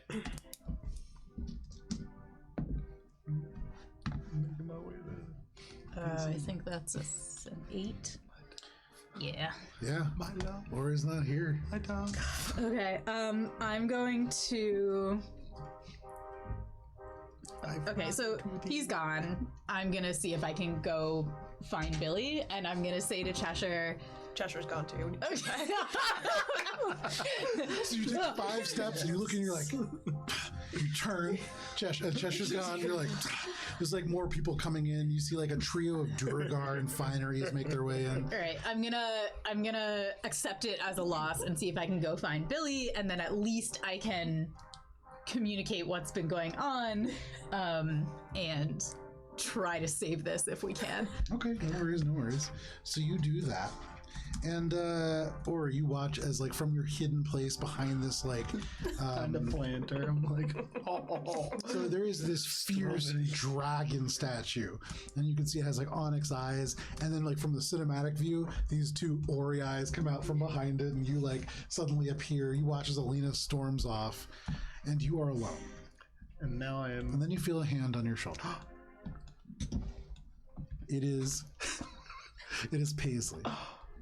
And she has these long, pale fingers on your shoulder, and she smiles gently to you.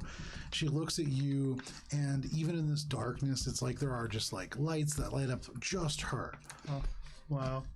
And she, and she says, "Did you find my key?" Key.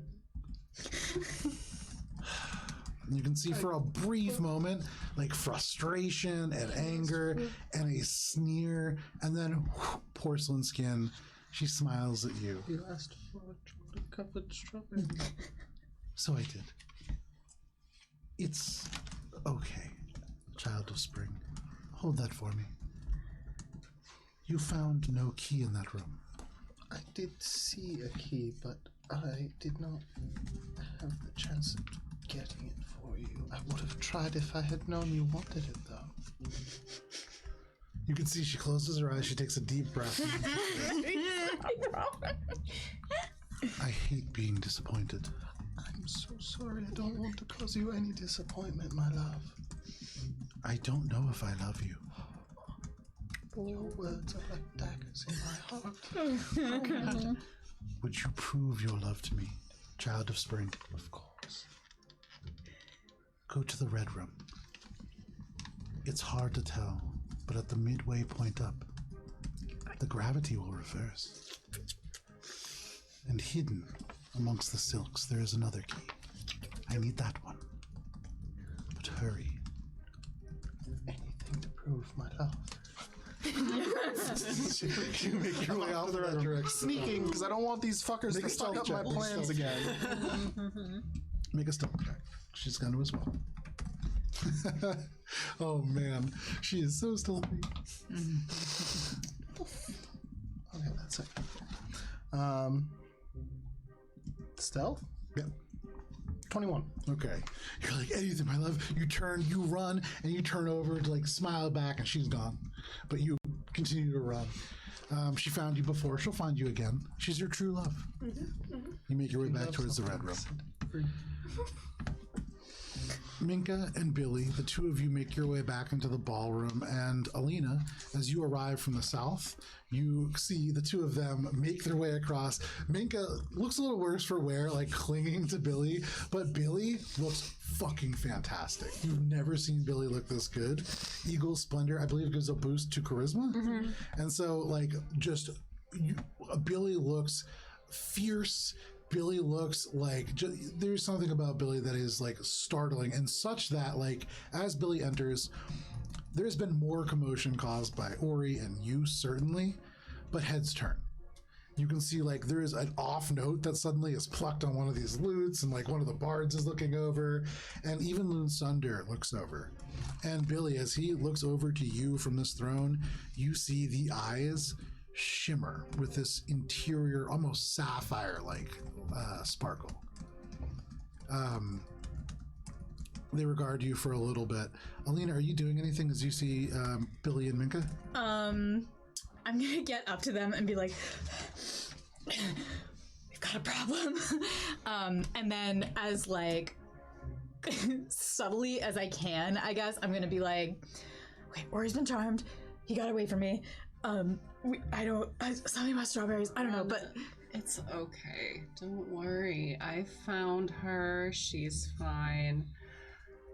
okay, but We're charmed? gonna deal with this, Okay. and we're going to be all right. We're gonna go say hi to our host now. He's been waiting a while, and our poor lady here, she needs to greet the host as you do at a party, right? This is working for me. Okay. Okay. Why don't you have a seat? Have some wine. Can I come with you guys? Have a seat. I would rather not be so. Okay, fine. I sit down and I'm just like, You are put in timeout, distinctly aware of the fact that you are in the position that Ori should probably be. But you sit down. And for what it's worth here, it's kind of hard to sit down because it's a ballroom. It's been cleared kind of. There's like 2 or 3 cushioned couches and chairs. And so you would need to make your way to like the southern wall where those have all been kind of pushed up against. But you can definitely sit down.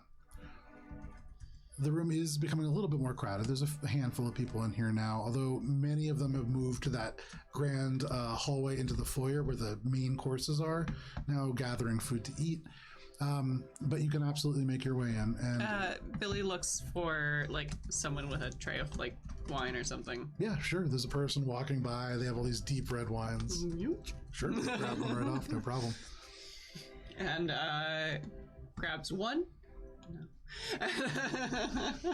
And just kind of like gently leads Minka like by the small of her back and like sweeps over to Linsunder and says, and kind of gives like a deep bow, my lord. Most awkward curtsy.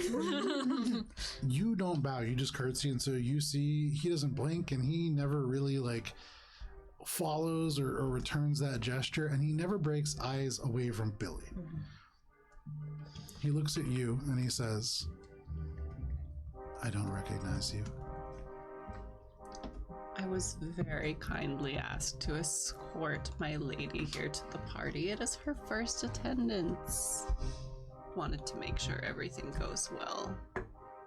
You see, for just a moment, he turns, and these eyes, very unnatural looking. And I would say, make a perception check, Minka, as you kind of look. You can see around the eyes, just through the mask, little elements of the skin around. 13. Okay. Second here.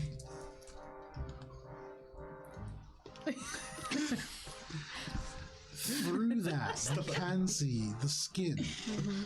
I have mentioned it, and you guys actually kind of picked up on this. It is a little pale, but so much so that you can actually see there are veins, and these veins, in them, there is a very slight visible glimmer of the same blue that is in his eyes. He doesn't look terribly well, and though there is like a little bit of powder over it, you don't get to see too much detail beyond that, but there's definitely something about him that doesn't seem great. But hard to tell. Hard to tell what else is happening. Like Theoden when Wormtongue is speaking lies. Not a sponsor. But yeah. Kind of a sponsor, a little bit. If we're being honest.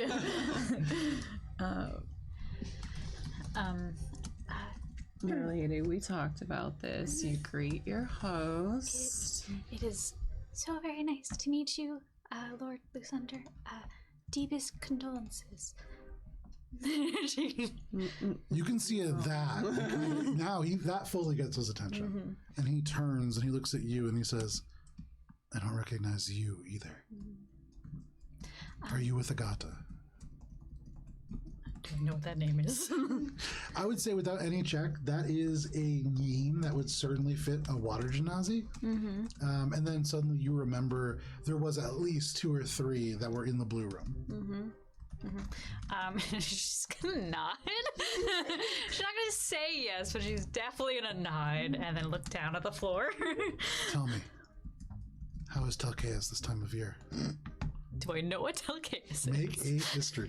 We'll find out. Well, And I would say, given your background, at disadvantage. Well, he says that to her. Terribly lovely. Just wonderful to behold. Seems to be completely ignoring, 4. You've never heard of this. No idea what it is, who it is, where it is, when it is. As good as usual. And in fact, with that role, it's almost like you heard him say, tell me, how is this time of year? And like you completely miss whatever that word is. Minka's just gonna pause for a second. Just be like, as good as the circumstances allow. Make a deception check, also at disadvantage. Oh, I love a tautology. So you know how you gave me all those bonuses? Yeah. Very aware. Deception. Yeah. 5. You look down, and though you are not making eye contact, you feel these eyes bore through you. Yeah. Who are you really? A collector. Oops. We heard of your extensive collections, and I wanted to peruse the books. He looks at you, Billy, and he looks at you, Minka, and he says, party crashers then. This will be entertaining. Now, it is 9:10. And I don't know how you guys feel about getting into a battle, because that's where this is now headed. Would you like to see a little visual perspective? Yes. I want a battle. I'm so sorry. I rolled 2 5s. Yikes. I don't know why. Meanwhile, Ori is flawlessly executing this plan. Going to the red room. Gonna get this key. How do all of my decisions Perfect result in distraction. terrible combat? I think it's mostly my fault. I made a call. I Let's gotta put this in my notes. I made a call, and it was a bad one. Like when I decided to run off of an asteroid into space. Lights too. And so you will see actually, this is where she was going to originally be right there, but but no she's longer. And actually, this gentleman is also gone. Miss you. Is that Sogeki? Oh God, I hope not. From the land of the snipers? So, for some, Phoebe's there. yeah, let me pull this up. Maybe Everybody they're else still at home. working It together. might have been Miles' character. So, What was his name? Oh, God. I have it in my notes somewhere. Kylan. So, yeah. this is the entrance to the Grand Foyer. Actually, I'm sorry, you have to get the Grand Foyer? no, you don't need the whole thing yet. Is Paisley there? Sneaking? Look at all those people who She's hiding probably behind can the get real couch. good. She's waiting for her opportunity to eat. Did she eat? I still have the strawberry. Fuck, I gotta keep it good for her. It's like almost upsetting. Almost upsetting. Quite upsetting. I don't know what you're talking about. So this is the place where all the food has been laid. There's a little bartender right here. She's also wearing a mask. Everybody's wearing masks. You can see this is the kind of like organic emerald growing up through the floor and creating these structures. Loon Sunder is the very pale one who is kind of summoning up this purple-looking flame that is standing near that throne. No, near the throne. Alina, you are sitting in either corner with either the two armchairs or the couch, whichever one you would like to be seated in. Armchairs. Billy and Minka, the two of you are directly in front of Loon Sunder. And I think that's where everybody is. too. Oh, for this dude for sure has cider or whatever. And you, for what it's worth, like on your way over to the red room. So you actually are right now, that hallway right there, the one that's headed, that hallway right there, that leads to the blue room. And so you are currently like probably heading through the blue room on your way to the red room further that way. Going away from it. The hallway that you have all been going in and out of, the kind of servants entrance, is the one closest to Hannah.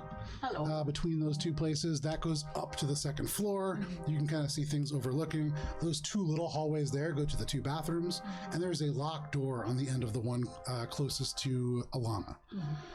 That is what is on this map. And this map, you'll be able to see in much more detail on Instagram at AlberonRPG sometime this weekend. Not a sponsor.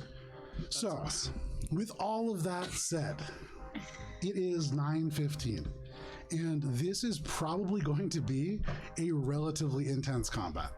And so, to me, it maybe makes sense to stop a little early tonight and pick up next week, but it's entirely up to you. I have a long weekend. I can go later. Up to you guys. I always want more D&D, so I'm happy to stay and play, but Is anybody working tomorrow? nope. Okay. You look Saturday at of me. I no Memorial longer Day work weekend. on the weekends. So you're the only one of us who like might. And I miraculously have Monday off. Strap in, folks. Would you guys like to roll for initiative? Yeah! No, we don't. Where's Cheshire? Oh, a natural Cheshire 20. is I'm probably so glad. closer to like, somewhere in that direction. Where headed was towards all the statue. good rolls, Kara? Should we roll as well, or just wait until we? Yeah. Everybody's rolling for initiative. All of the dice that said they would roll today have rolled poorly. Oh boy. So in my notes, I have headers to break things up a little bit. The section titles are Fuck the Kitchen. God damn it, this is such a clusterfuck. WTF. Billy and Minka. Back in the ballroom, and now combat time. Oh no. Mine is just place names except for wherever the fuck Cheshire is. Anybody natural 20? I did. Oh, Minka with a natural 20 starting us off. Nice. Fantastic. Minka the Merciless. And then anybody 25 to 20? 21. 21 for Also Corey. 21. 21 for Alina. Anybody 20 to 15? 15. 16 for Cheshire, and then 15 for Billy. Alrighty. And then anybody 15 to 10? Am I missing anybody? No, I'm not, right? Okay, cool. So this is how initiative shapes out. So Minka, you were starting us off, followed by Ori, followed by Alina, followed by Cheshire, followed by Billy, And then finally we get into Loonsunder, then everybody else, and then the bards. So, Minka, as he says party crashers, you can see, like, he's saying it relatively loud. You see that Dragonborn up in the very top begin to like turn. You see some of the bards begin to like turn. You see people turning around. Like all of a sudden the attention is coming to you. And in this like 6-second span, the voices are beginning to die down. What are you doing? Okay, so I think first thing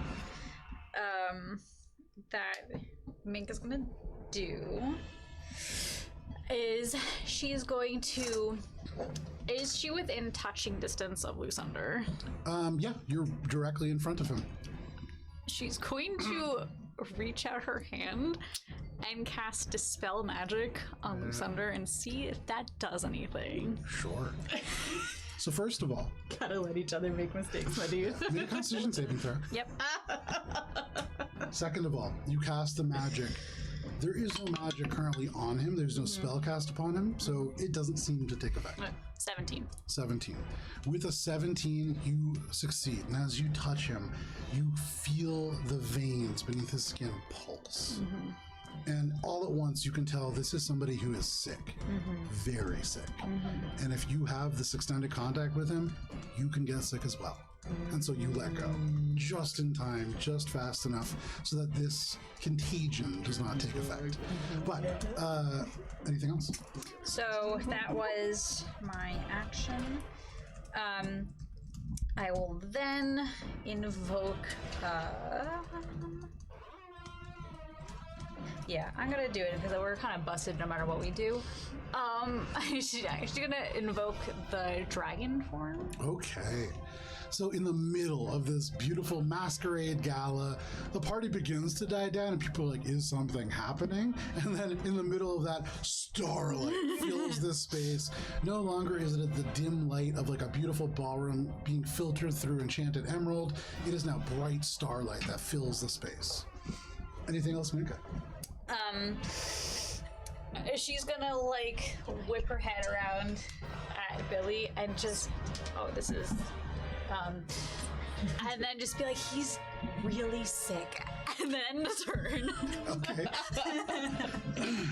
You can see he like watches you do this and like nothing about this seems surprising to him. There is an element of that seems more like fatigue than actual like he doesn't really care, but that is your turn. Sorry, Minka? All right, Ori, what would you like to do? Alina, you're on deck. Making my way to the red room. All right. I'm probably humming a little song like I'm gonna fucking prove my love. You take 30 feet of movement.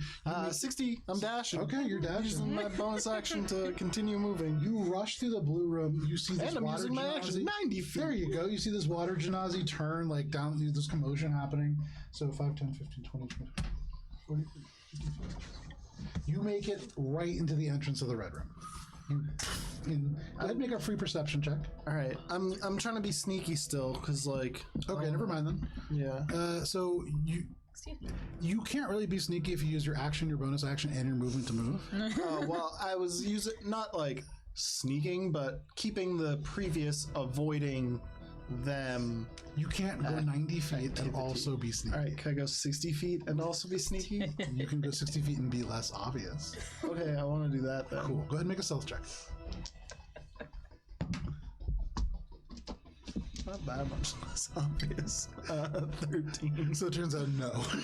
As it happens, you like start running, and as you get to like the ballroom like entrance in this grand foyer full of people, you walk across that 15-foot step, and then you run, and then you get into the reading room, and you walk across that little part, then you run and then you make it into the red room, and you're like, oh, okay. And I'm trying, there's an air genasi looking at her, a water genasi looking at her. Currently, like completely empty is this room, and that is where your turn ends. Okay. Alina, what would you like to do? Cheshire, you're on deck. All right, so if Minka's in dragon form, that means shit's hit the fan, right? Yes, certainly. Shit is Okay. hitting the fan actively and smellily. Oh, it's so smelly. I am a I'm not in the tactical room. genius. Tactical genius. How tall are these, like, statues? They're about 12 feet tall.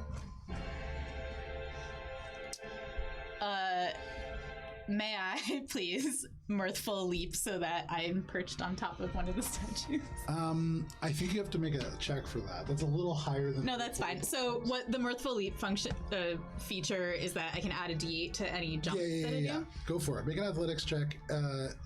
Oh no, just roll a D8 then, because that can get you. Oh yeah, you because add it's that based number on of feet, strength. right? Yeah. D8. Let's see. And your strength is 12. No. My strength is 9. Thank you. I got 6 on the die. You got a 6. Okay. Pronk. You pronk, and the marble kind of slick. You get a pretty good amount up, higher than most other people would be able to. Yeah. And you grab on, and you get like right into the middle of the wings. You're like a part of the way up there. Okay. So I'm like Spider-Manning my way up. And is that my movement or my action? That is your movement. Okay. So from there, I'll climb the rest of the way up on my next turn. From there, I'm gonna cast Hex on Diatre and then follow it up with a little Eldritch Blast. Yeah. You have Hex, I believe. And then go ahead and roll for your Eldritch Blast. Where are all my little... Could you pass some of the clear dice things over and we can put... Yeah. And then we can put Alina up and kind of midway up there. Thank you very much. All right, so 2 beams. That's gonna be 21 for the first one and 13 for the second one. As a reaction, you see one of those bards, and suddenly these almost like tendrils. Go ahead and re-roll that d20 for the 21. As these silvery barbs reach out 19. across the room, these discordant notes strike out, though you still hit. Nice. So one of those is a hit. Go ahead and roll damage. All right.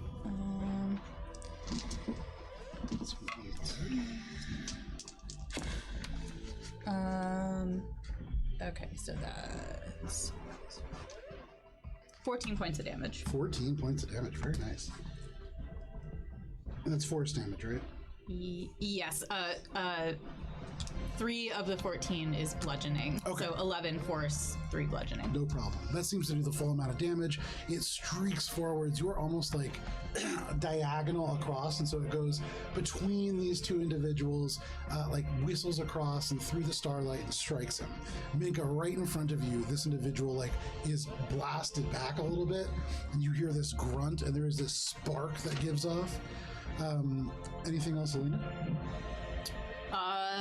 As a free action, she's gonna be like, fuck! No problem. From the top of this angel, you growl.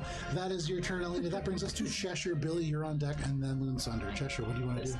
What does this all sound like? Like, can I hear it? Yes, you hear this eldritch blast, like whistle across, and you've heard that before. You know that this is combat happening, and that at the very least, Alina is involved.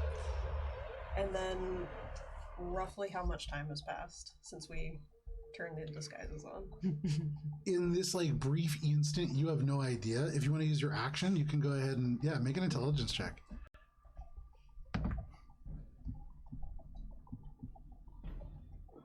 22? You're pushing it close. You're getting to about 45 minutes, give or take, between 45 and 50. Oh no. You guys spend a lot of time running laps. So, Listen, for what it's worth. we are a very effective party. I don't know. I feel like I was being pretty efficient on that strawberry. I'm going to continue From on Rory's my track. perspective, he's doing awesome. If it weren't for No problem. fucking Lena. You make your way around the corner heading in this direction, and you reach the statuary, the same place that Billy had seen previously, directly in front of you. Do you read... Sorry, just 1 second. Elvish? Mm-hmm. You see a statue entitled The Struggle of Lashma Tintin. This is a nude, muscular woman kicking a bunch of goats. You see all these different statues in various elements. You see a dragon. You see a weird kind of abstract shape, and then tons of things up on the walls. There are certainly things in here that would be valuable. Most of those mounted on the walls, and most seem pretty secured. But they're there. And probably not many of them pocketable. There are some higher up, but like, close to 80 feet up on the part that would be the second floor. And there is a guard up on the second floor too. Noted. Yeah. we'll get back to that. Cool. No worries. You take a second, you wander in. That is your turn, Cheshire. That brings us to Billy, then Moonsunder. Billy. We were just hoping to admire your collection, and Billy uses that to cast Charm Person. For what it's worth, this individual does not appear to be subjected to charm effects. And so that, though you do cast it, just goes right over him. Sweet. Well, that saves me a spell slot for Silver Barbs later.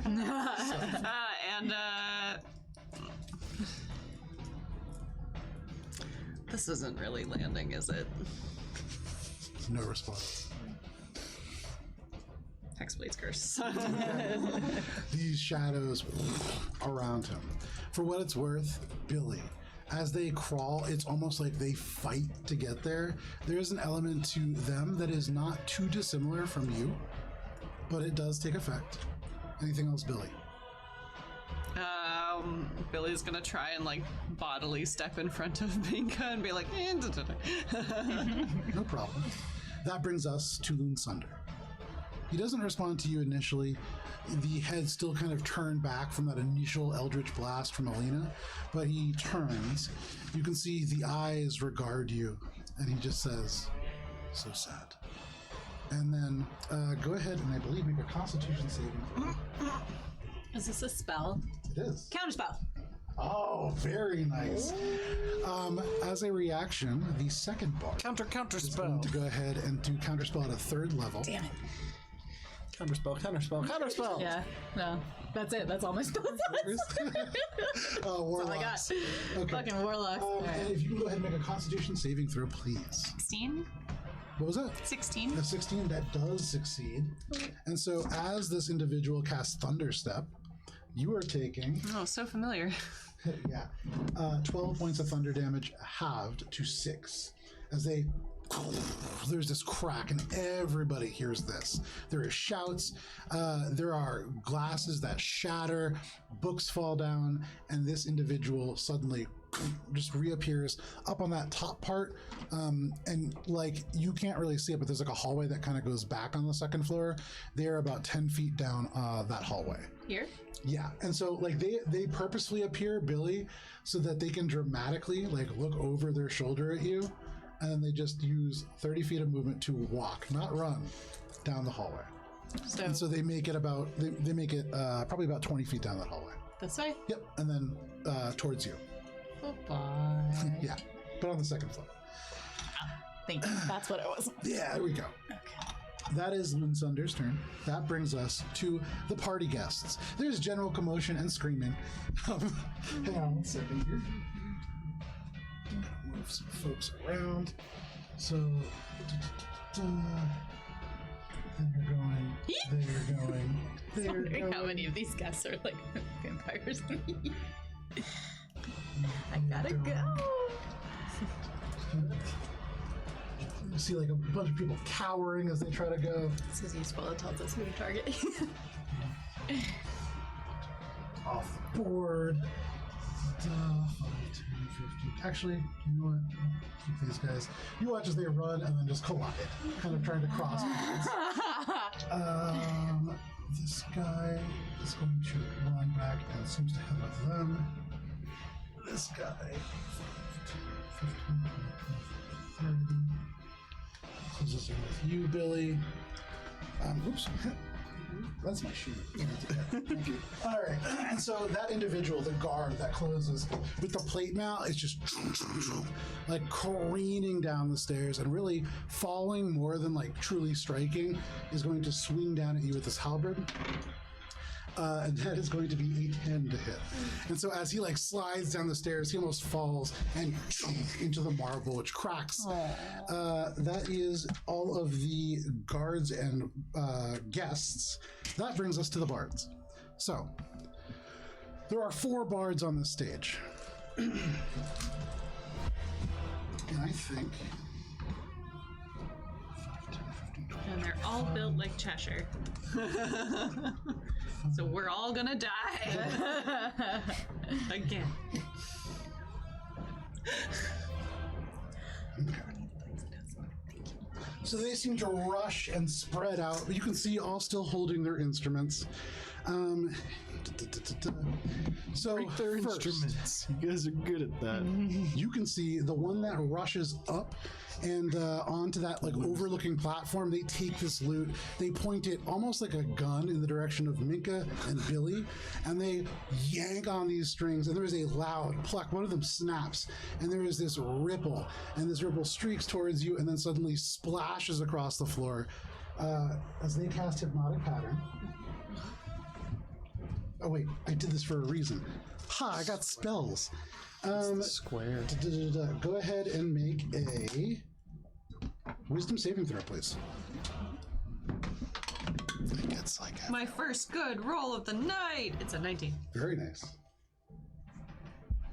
10.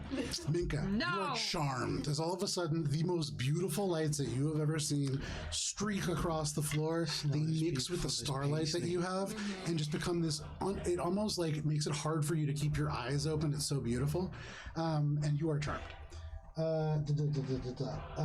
You are incapacitated. You have a speed of 0. And this will end if you take any damage, or if somebody else uses an action to shake you. You've seen this from Cheshire before. Most of you. We all know what to do here. Well, we will handle this. That is the first bard. Second here. For the second bard, they are going to reach down, and you can see they strum this other loot, the one that is closest to the stage, and you watch as a bolt of blue light up and then down the hall towards Loonsunder. And then the third bard, who is the dragonborn looking one, is going to go ahead, take his little loot, look wildly around the room, and seeing you like growling off this angel, is going to strum it at you. Go ahead and make a Constitution saving throw. Aggressive strum. Is this a magic effect? It is certainly a magic effect. Sorry, this is a Constitution saving throw. Yep, it's magic resistance, so. Yep. Oh, no, okay. 14. A 14. As this hits you and you almost like fall off the statue, you feel the eye, like your vision darken as if you were threatening to be blinded, and then you fight through it, just barely passing this blindness. That is the third, and then the final bard, who is closest to the statues, is going to look over, and then Billy and Alina, can you make charisma saving throws, please? You mean Minka? Sorry, Minka. Sorry. Billy and Minka. Does Eagles Any Splinter charisma checks get advantage. Yeah. You're charmed, right? Yeah. So can I make a saving throw? Yeah, you can. 16. 16, okay. 8. Minka, you are baned as this spell streaks out, and suddenly the shadows that are congealing or were congealed around this creature seem to almost leak over onto you, and you can feel this heaviness. You are subtracting a d4 from any attack roll or saving throw as this continues. That is all of the bards, and that does bring us. Oh, well, they don't really need it yet. That is all the bards. That brings us to the top of the round, Minka. As this effect kind of grabs onto you, you can't help but look around, and though you feel this like deep and heavy burden on your shoulders, at least you have these colors, man. That's your turn. And so that brings us to Ori, and then Alina's on deck. I'm at the door now. Yes. Sneaking in. Sure. You pop in. There's no door, so you're just at the threshold. Oh, okay. You can just step right in. Cool. And looking up, you can see all these tassels of silk hanging down. Make a perception check.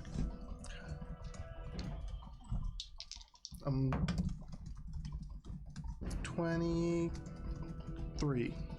With a 23, you look up, and you can see, hanging from a central tassel, a red key, suspended from a ribbon of silk amongst the hundreds that must be hanging from there. That's the key. That's the one, right? You look for other keys in this room. A beautiful wooden table, many wooden ships. It was more silk strands. There's hundreds of silk strands, and one I of thought them it was. has I thought it was hundreds of keys. No. The silk strands too. And one about a foot shorter than the rest of the strands is this one, and you see the key just barely amongst all of these tassels. All right, so that seems weird. That that's probably a trap. based on the fact that it's a string thing. I'm gonna. Did the perception check count as an action or bonus action? I would say that's an action. Yeah, you're really looking around for Because this. I do have my eye for detail as a bonus action. So it's a bonus action. Okay, Fair enough. cool. So then using my action, I would like to try and suss out this presumably trap and figure out how I can get this key discreetly. Make an investigation check. It's hard, and make it at disadvantage because you're trying to suss it out from 60 feet below. Oh, it's 60 feet up? Yep. I guess rather than that, then I'm looking for the thing that she said changes the gravity in the center of the room, seeing if there's a way that I can figure out how that mechanism works to get up there to then trapify it. Sure. Make an investigation check. Natural 20. With a natural 20, you recognize that there is not a device to switch this. Looking straight up, you get right underneath and you look straight up, and between the tassels, and you look exactly up so that you can see the ceiling between them, there is a slightly glowing series of rooms that seems to speak without any other checks, kind of hard to tell, but certainly arcane in nature and seems to be causing maybe, or that might be the key to getting that key. Okay.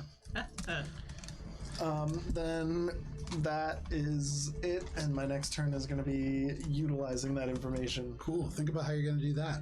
That is your turn, Ori. Alina, what would you like to do? Cheshire, you're on deck. All right. You see this bard glaring at you as you pass the save on their spell. Okay. So which of these people have I seen like casting spells at us? Like which are the bards? The bards are all the ones holding instruments, and so yeah. Okay, They're so we all- got this guy, this guy, this one, and then the one up on the this right guy there. here. Okay. And then the one that is the dragonborn swinging a sort of billy, probably also not like super positive. Okay. Neato. Well, I saw Minka get hypnotic patterned, right? Yeah, We know what to do here, so I'm gonna abandon climbing the statue. no problem. You pronk from the statue. Pronk. And let's see. So 1, 2, 3, 4, 5. Yeah, I can get over to her. So I pronk to the aid of my friend. Yeah. I'm gonna shake her. Okay, you pronk, and as you leap off and your hooves hit the marble, you almost lose your footing and you slide, poof, bumping into Minka. Ow. And Minka, you are jostled. And that is your action. Yep. It does break that charm on you, and suddenly you are aware that shit has hit the fan. I knew that already. Yeah. And then Colors. The colors are something called it's gray. sorry. Does it seem like Diatre is like running away? You saw him cast a spell very familiar to you, and Yeah. that is a spell that you use typically to move pretty Okay. fast. So. So I'm gonna use my bonus action to move the hex. To which was the one who counterspelled my counterspell? The one closest to the stage. Here? Yeah, that guy. That guy. Move the hex It's onto my him. bonus action to be petty. And then I like wink at him. Okay, no problem. Free action wink. You can see they growl and they seem to focus a little bit more on you. But that is your turn, Alina. Yeah. Phenomenal. Cheshire, what do you want to do? Billy, you're on deck. Is this guard I can see still dutifully holding his post, or is he? They look a little tense, and so they're like now holding their halberd, and you can see like probably on their turn they're going to be rolling to see what they do because they're very unsure in this moment. I want to find a location to kind of hide myself away so that he can't see me in particular, and minor illusion, some disturbing noises to perhaps prompt his decision. Okay, go ahead, make a stealth check first. Squelching stuff? Or what kind of disturbing noises are we talking about? Why did you go to squelching Yeah, I know. immediately? It's a disturbing noise. 27. 27. You cast this squelching noise around the corner, and you hear from the top of the stairs, "Hey, no squelching!" No, you cast minor illusion, and as you do, you bring the sounds of the battle closer, right around the corner from where the statuary is to this kind of foyer. You can see this individual seems a little bit like they're leaning down more, and they seem like that will certainly help in that attempt. Anything else? That's it for now. Okay. You hide in the shadows, waiting. That is your turn, Cheshire. Billy, what would you like to do? Billy sees that Minka's been knocked out of the pattern, and shouts to Alina, "Get her the hells out of here!" And Green Flame Blade. Ching. Okay, go ahead and make your attack roll. Not with that one. Try with this one. No, that's a 4 on the die for an 11. You swing, and even though the halberd is like planted on the marble right now, they turn, and the plate mail just takes the blade and bounces right off. Anything else, Billy? Billy's gonna keep him engaged. Alrighty, that is your turn, Billy. That brings us to Loon Sunder. None of you have eyes on him at this moment, and so probably pretty tough to tell what he is doing. But he doesn't reappear this turn. That is Loon Sunder's turn. That brings us to everybody else. You move all the folks. Okay. Move the folks. Cheshire, you hear like people running as they like are now exiting. These folks run into like the bathroom area. They start crowding around this doorway, which is locked. I think that's all. That guard continues following Loon Sunder. That guard's gonna stay where they are. He is gonna hop the bar. Run. Oops. Anything on Valid. that smaller one? No, they're gonna hop over them. They're gonna try and just kind of like skirt around, and then they are gonna stand up and together make their way through and try to get as far away as they can. This guard, who you tried to strike, Billy, turns the shoulder, bounces the blade off, and now that they're standing still, turn, and they're going to take 2 attacks against you. That is going to be a 20 and a 14. They both hit. All right. Billy, you are taking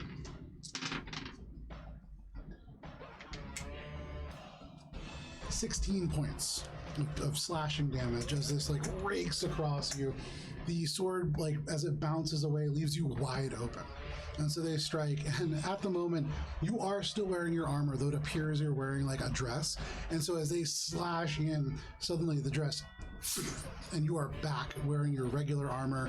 They seem confused, suddenly like very drastically different. And so they pull back, just what? And they go getting ready to strike again. But that is that guard. It's a party, you nuns. And that's Hellish Rebuke. Okay. What kind of save is that? Dex. That is going to be a 14. All right, takes half. Okay. Oh no, wait. What's my thing improved when I leveled up? What is my thing now? Oh no, I don't have it written down. Thing? No, meets beats it.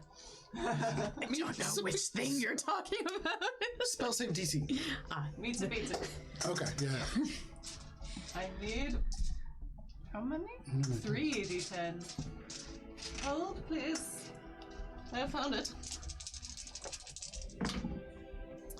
So it's 10, 13, 21 points of fire damage halved Okay. to 10. Very nice. That fire ripples across this dragonborn, and you can see does the full amount of damage. They have to like pull away as this goes right across the armor. Excuse me. That is your reaction. Mm-hmm. That is their turn. They're not going to move anywhere. That brings us to the bards. Alrighty.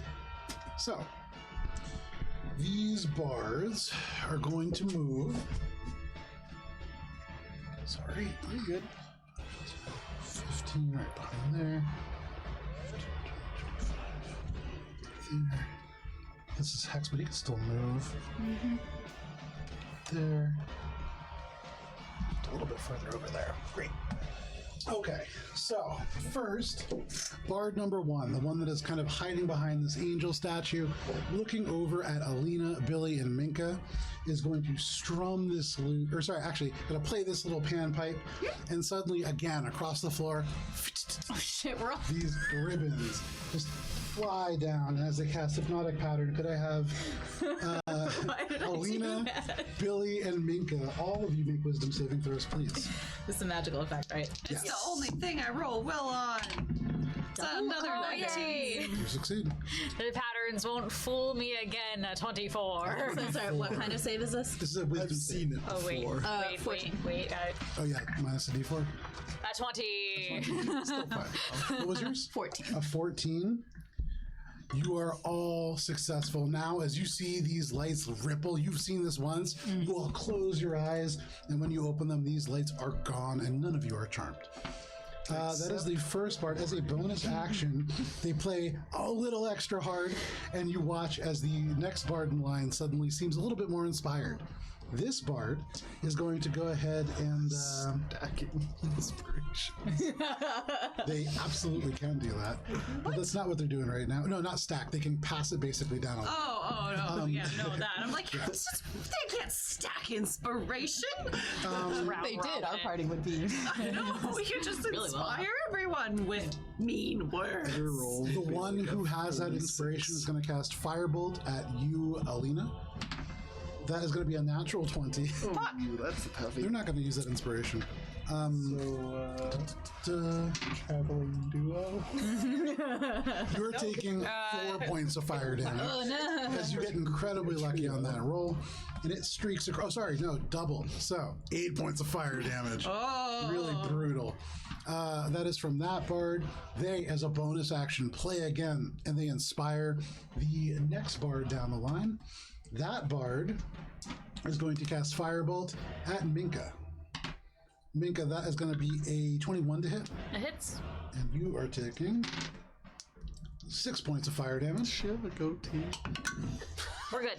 As a bonus action, Wouldn't matter to they Ori. strum their lute and they inspire the next bard on. This final bard up at Indicator the of top evil twins. is going to look down, and you hear from the top, "Sorry," and then they start playing this like really hot solo. So hot, in fact, that they cast Fireball. What? And- Oh, sorry to everybody else. Like, why are they saying sorry to us? Sorry to his friend. I need all three of you to make dexterity saving throws. And this dragonborn at disadvantage because of his plate mail. That is a 2. Big oof. 13. All right. 11. 11 fails. 13 meets a pizza. Nice. Pizza, pizza. I'm on Dexterity? Dirty 20. Dirty 20. Dirty 20. So, Minka, you and the dragonborn both fail. Yes. Take him down with me.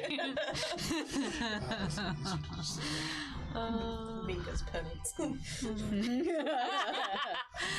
Finally. Oh, the choice burned and malicious. Minka, Billy, and Alina, you take 33 points of fire. Crispy. Halved to 16 for the two warlocks. But Minka, suddenly there is a... As this fireball hits and explodes, you shut your eyes, you open, the lights are gone. Wait, and then bam, fire erupts across, and as you open your eyes, like all of you have to pick No, yourselves up. I do You're not open my eyes. unconscious as Minka. It's like, could you just lean Minka down there? Minka does not pick themselves back up, but for the rest of you, as you climb back to your feet, the ground, the marble is scorched and blackened and on fire. That little armoire completely burned and charred. Both thrones are beginning to catch, although right at the periphery of that. But this fireball rings through the place, brimstone, and for those of you not in the room, you hear this loud explosion. That was my chance. But that is all of the bards. That brings us to the top of the round. Minka, what would you like to do? Oh, sorry, make a death saving throw. Do I get to do it? Would you like to make a death What would saving you like throw, to do? or would you like Not to make die? a death saving throw? I'll make that death saving throw. We passed. Yay. Very nice, I one took success. concentration. Yay. There is fire falling down from the ceiling all around, but not a single piece hits Minka yet. Minka, you are just unconscious on the ground. That is your turn. That brings us to Ori. I'm Ori, having a what would you great like to party, do? guys. I don't know. Okay, so the arcane sigils that I see, Yes. magic in nature, Yes. is it a discernible language that I know? No. Okay. I guess surmising that it's probably a magical trap, going to pull out the dagger that I have tucked away in my tight trouser. No, you don't have them on anymore. It takes a whole bonus The trouser action. legs. They still do. Yeah. I had it in Mine the was boot. damaged. Yeah. My I'm high. sorry. You lose your I didn't outfit high when you get boots. damaged. So Yeah. Minka I and didn't Billy clock that, both not sorry. looking Got my great. And high also boots. Alina, as the fireball clears away, you are just back in your normal clothing. I would like to try to activate this by throwing the dagger up at the ceiling after making myself not directly underneath this area. You don't have to make an attack roll because as you throw your dagger, it throws, and as it hits the midway point, you watch as it accelerates. Okay. And then it doesn't dig into the ceiling, it just clatter, clatter, clatter, falls. Okay. And the strings didn't seem to do anything with that? With that, kind of displacing them, you see they move. It doesn't seem like a breeze anymore now that you hit it. It looks almost like they're hinged on the top and they move back and forth. So it is some sort of like trapping mechanism. You have no idea. Seeing how that reacted though, then I am going to What are you doing, Ori? it's 60 feet, you said? exactly 60 Exactly feet still. 60 Yeah, hasn't feet gotten up. any more.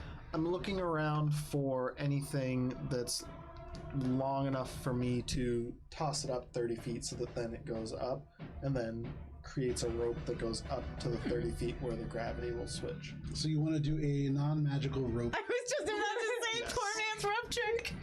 Looking around here, interestingly, and perhaps maybe by design, the only thing that you can actually see here that is not wood is the scarlet carpet that runs underneath this massive wooden table.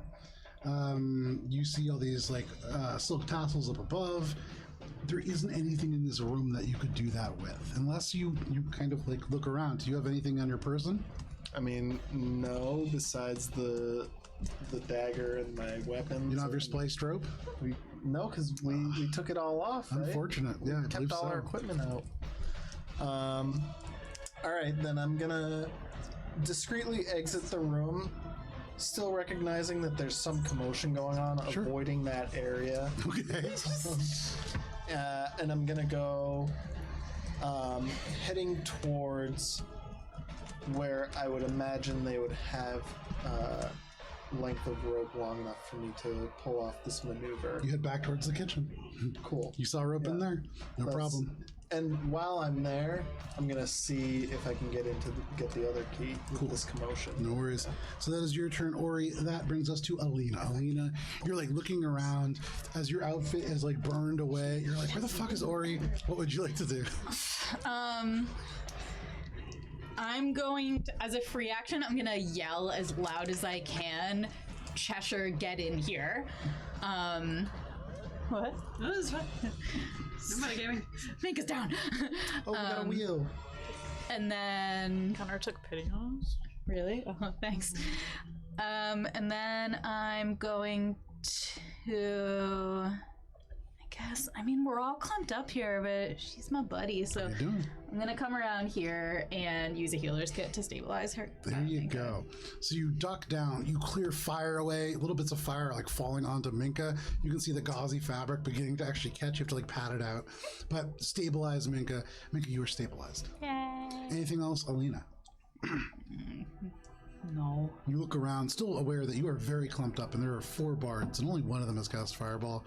That is your turn, Alina. Cheshire, what would you like to do? Billy, you're on deck.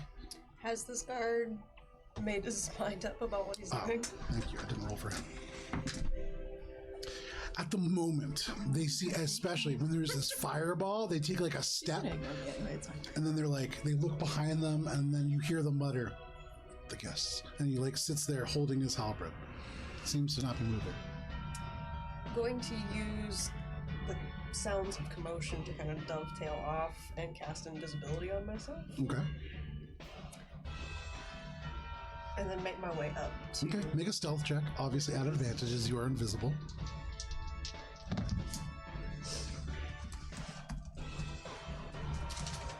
28. Okay. You tiptoe your way, and he's like holding this for just a moment. He's kind of blocking a little bit too much, and then you hear that like another like loud shatter, and all of a sudden he like goes over and leans over the railing, and you just skitter right by him. You make your way up and into a room that is a taller lounge. Everything is white marble here, much like the ballroom, and there is a little marble stage that has a natural bit of emerald that protrudes, very similar to the ones that you see right in front of you there.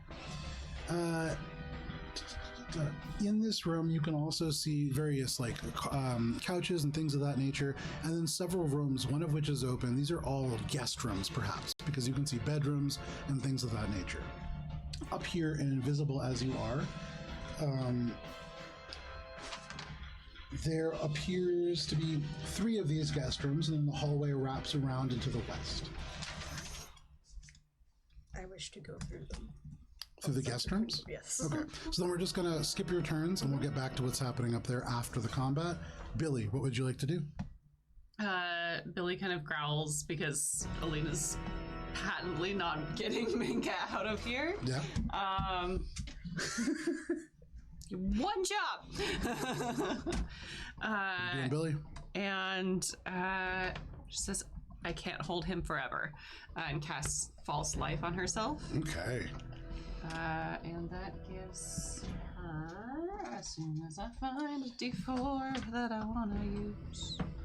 Sweet. 8 points of temp HP. And then bonus action is gonna hex the guy. Okay, no problem. Can't do that. Nope, no problem. I guess a little problem. Small problem. That's because that's Move economy problem. So nope. you stand there, you fill yourself with false life, and you can feel your skin begin to change and your hair begin to become a little bit more gnarled. But that is your turn, Billy. That brings us to Linsunder. You are unable to see what they are doing. That brings us to everybody else. At this point, the guests have kind of cleared out. There are people running out the front door. I would say, Ori, there's at least one person that tears by you, running through the kitchen. One of the people who is there just drinking a beer tries to stop them, and they just go right by them and out the back door. There's all kinds of chaos happening here. However, the guard who is near you, Billy, is going to... They're going to go ahead and take 2 strikes against you. That is going to be a 19, and then actually, so the very first strike, it feels like it's going to be almost directly on you. And then with all of the shattered glass and broken bits of wood, they step, and as they plant to swing, their foot just goes out, and they fall prone as they roll a natural 1 and straight flat on the ground. This guy? Yep. Great. That brings us to the bards. So where they are right now, you guys haven't moved in such a way that it makes it inconvenient for them. So Spam fireball. funny you should say that. That would be a great idea. But first, one of them, the first one over behind the statue, plays their flute and casts Bane on Billy and Alina. So if the 2 of you could go ahead, and I believe it's a Constitution saving throw. Give me just 1 second. That is a Charisma saving throw. Oh man, targeted the worst people. You did. And I have advantage too. Oh, 19. 19, that passes. 14. 14, that also passes. And so both of you, as you see this come, you just turn to the side, and this completely bypasses you, just splashes across. In Thornholm, this is the kind of magic that is cast all the time, and so very used to it are you. The second bard is going to reach up really high, and then one loud strum, and there is glitter and sparkles that erupt across the room and begin to settle in a 20-foot cube as they cast Fairy Fire. And they are going to outline... That is going to be Minka and Alina. Oh. As you begin to kind of glow, go ahead and make a dexterity saving throw, Alina. Minka, you fail. This is a magical effect, I assume? Yes. Dexterity saving throw, 15. 15. You save against this, kind of tucking out of the way, and there's a shudder. The very form that you have, being of the Feywild, seems to displace this a little bit, and you are able to not be fairy fired. However, Minka, you are glowing. Down and glowing. Down and glowing. I'm glad that it's continued to glow. That is the second bard. The third bard is going to... I think probably because all of you are just right there and clumped up. Actually, no. They are going to fire. Button mash A. What was that? Button mash A. What? Do a barrel roll. Button mash A. I see. Oh my gosh, I'm losing it. Okay, they're going to. Alina, can you make a Constitution saving throw, please? Is this against a magical effect? It is. It's 22. Again, from behind, you feel this blindness starting to take you, but you shrug it off, furious that they would try this. You see Billy in front of you in danger, Minka is in danger. However, now the fourth bard up at the very top is going to cast Fireball. Right in the center, very similarly. Minka, you fail. Yeah. You can mark off a death failure. Alina and Billy, go ahead and make dexterity saving throws, please. If you're stabilized and then get hit again, Yeah, what does that do mean? you go back into making death saves, or do you take a death save? You take a death failure already. Yeah, But any death failures you had before, you clear off when you're stabilized. So she's at 1 now. Yeah, you're at one okay. death failure. I got 21. 21, that's a success. I'm down because I rolled a 2 on the die. Yeah. And that's going to be 34 points of fire damage halved to 18 to those of you that succeeded. The fire washes across again, and you can see this bard up at the top and the bard kind of in the middle. They look tired. They've used much of their resources. The one who is down by the statue still seems pretty fresh, and the one that is closest to the emerald statue seems about midway through. But they are playing pretty strong against you guys. That is all the bards. That brings us to the top of the round. Minka, go ahead and make a death saving throw. 18. Oh my god. 18 halved, or No, 18 was the half. Yeah.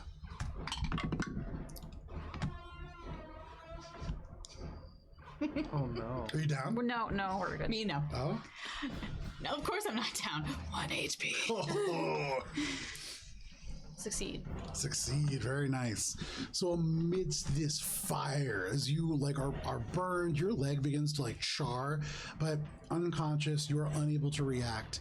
You do succeed, but this is a dire circumstance for you, Minka. Really? Yeah. That is your turn, Minka. Ori. Where's this rope? I gotta go get this rope, and I gotta sure. go. I'm going rush back into to the kitchen. Is the guard still there? No, I would say for this, the guard seems to have gone. You don't see the guard anywhere. Door unguarded. Yeah. I'm picking that lock. Go ahead and make a lock picking check. I will I say, have my thieves' tool yeah, go for it. proficiency.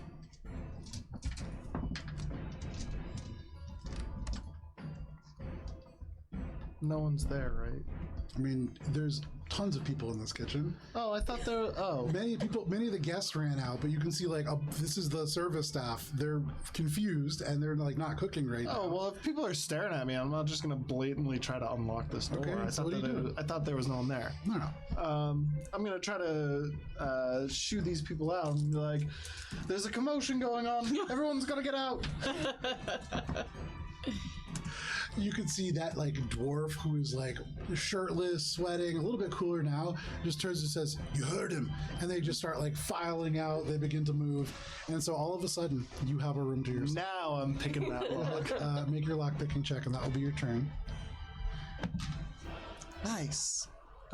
It's sleight of hand, right? Yes, That's gonna be a 27. a 27. Ting, just opens up, and you can see straight through, like before, this room of chocolate, but unlike before, behind the fountain, a gaping open doorway in the wall. You don't see any bugbear. You don't see, actually, the chocolate fountain is off, and you see some of the stuff on the counter has been cleared away. There is a 30-foot long hallway that then turns to the right. There are little bits of magical light that are lighting the space. And the key is gone, too. As far as you can tell, you don't see any key. All right. Going in, sneaking. Well, I'm going to do this after, but I'm going to sneak in, take a little piece of chocolate for myself, take a little piece of chocolate, get a good haul so that Paisley's extra happy with me. Sure, you could add a box of chocolates to your inventory. Yeah, Cool. there's boxes Okay. here. Cool. I'm gonna make my way through to see if I can sneak in and get the key there, and then go back, also looking for the rope. So using your 30 feet of movement, you get right to the end of that hallway. Cool. The end of the hall, you turn right, stairways going down, and you see just a messy stone basement.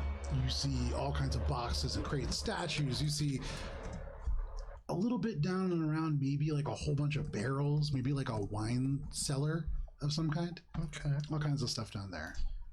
Okay.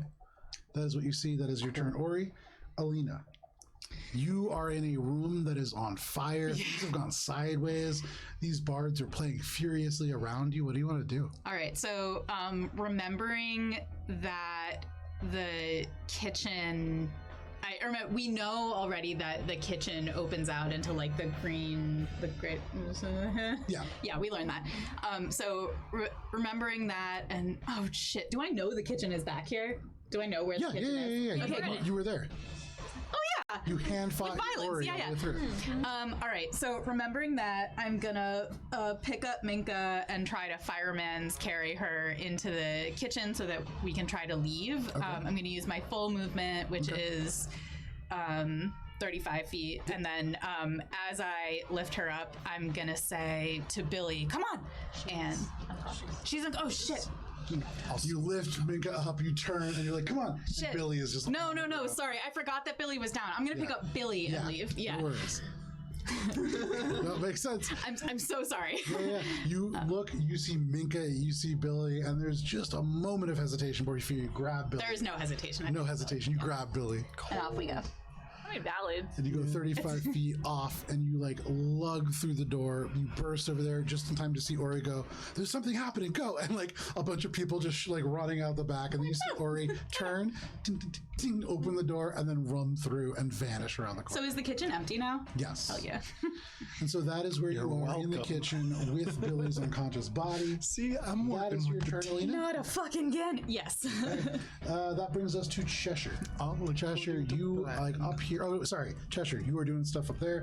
Billy, make a death saving throw, please. 18. An 18.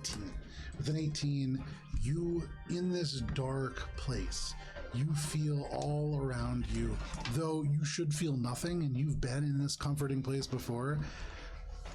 It feels familiar, but not like death. You smell cinder, you smell char. This smells a little bit more like home. That is a death success. That is your turn, Billy. That brings us to Linsunder, who takes their turn. Ori, for what it's worth, you hear noise coming from the basement. That brings us to everybody else's turn. The guard, actually, one second. That puts the guard real close to unconscious. Into a fugue state where you were still alive. Alina, very funnily, the guard is in a similar position to you. And as the fire clears, they like pull themselves up with one hit point onto this like halberd, and they limp their way off and towards the blue room out of this battlefield. That is all of the guests and the guards. That is going to bring us to the bards. So, well, Minka is like on fire and down, and so they don't seem super concerned with that. They do seem a little bit more concerned with the satyr that just dragged people off and into the kitchen.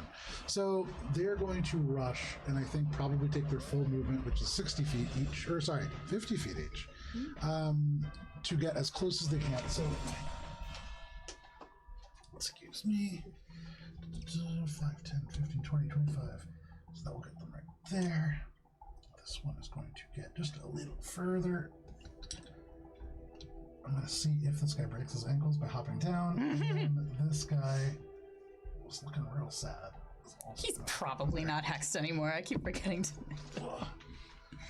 So hang on. You watch as one of the bards up top, who just cast the fireball, leaps down, and as they leap, they're jumping down. Maybe they just don't understand the height. It is roughly 15 feet that they're dropping, and so as they land, you see this bard's leg snap. The bone protrudes through the skin. They drop their instrument. This music that has been raging around, this like battle ballad, suddenly sounds completely off, and they scream on the ground. There's like blood going across this entire marble floor. They are instantly in rough shape. Not a ton of health do these bards have. That's rough. Just screaming on the floor. That is all of the bards. You know what? Actually, can you take the bard? Yeah, that one. Move him all the way back to the emerald closest there. Instead of moving because you saw that, he's gonna cast Healing Word, and it doesn't fix this dude's leg, but maybe that helps a little bit more. Okay, that is all the bards. That brings us to the top of the order. Minka, go ahead and make a death saving throw. Question. Yes. When I was stabilized, did that clear my other success as well? Yes. Yeah, that's what I figured. Success! Hey, look at that. Minka rolling straight successes on all these death saves. So, Minka, despite the fact that you have almost doomed many people to death, there's some force beyond that is looking out for you. Ori, from where you are, you see down the stairs. Would you like a little visual perspective? Sure. Hey, hang on, let me just Or see if it'll visual fit. perspective? He probably had every room in this house like prepped for a battle. But I didn't have the hallways open. Well, because the hallways are just like the load screens in between. Stuff. Load screen. Tip. That side. What's that tip from Tears of the Kingdom that's like, don't keep throwing yourself at enemies if you're not well prepared. Yeah, I didn't see that. That's... Oh, we could probably scooch it more. Let's see. Oh, scoochy. Oh, scoochy scooch. Be able to, yeah, thanks. Cool. There we Look go. at that. Multifaceted So mapping. Ori, you're coming in not from that main staircase, but the Where'd I staircase go? that you are seeing opened up is Oh, I'm over there. right here. And you just pop out right there, and turning around, you can hear sound coming from somewhere further beyond in this room. Okay. So 30 feet of movement gets you right there. Okay. So I've gone down the stairs. I would like to bonus action sneak because I've heard something down here. Make a stealth check at advantage as it is dark.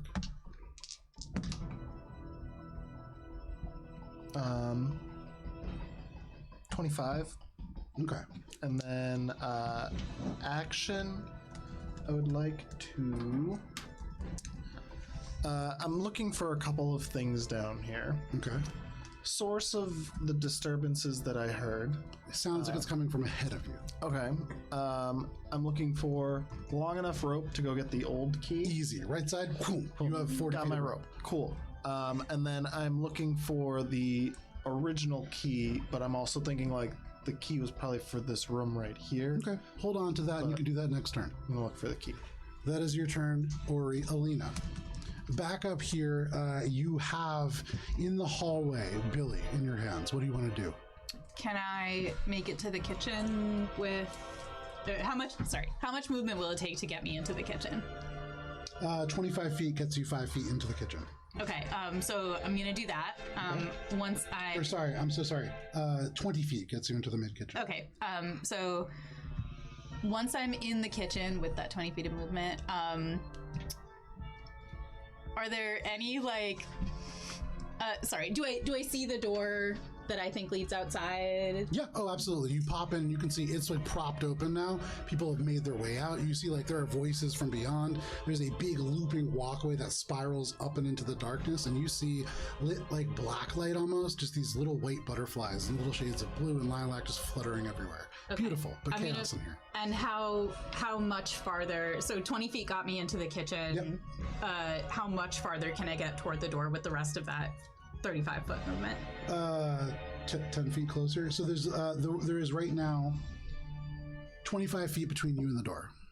Okay. So you can get like within 15 So I'll cross feet the of it. 15 feet, and then I'm going to drop Billy to the ground and stabilize her. Okay, With no my problem. healer's kit. You take the healer's kit out again, and you're like, wow, I'm really getting a lot of use out of this. I really am. You stabilize Billy. Go ahead. Are we stuck on band-aids when I get back? That is your turn, Alina. That brings us to Cheshire, who is doing stuff upstairs. Billy, go ahead and make a death saving throw. Or no, sorry, you're No, stable. no, You're she's stable. Billy, Hey. in the darkness, you feel this smell recede. And as it does, you are aware of the fact that you are not alone. Make a perception check.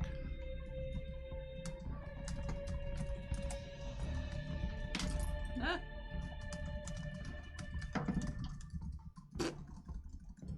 Well, You feel presences around you. You don't know how many, but it feels like more than you expected. And as you leave, you can't help but feel as if there is something that you could have seen, but then back into darkness. You are stable. That is Alina's turn. That is Billy's turn. That brings us to Lynn Sunder. They take their turn.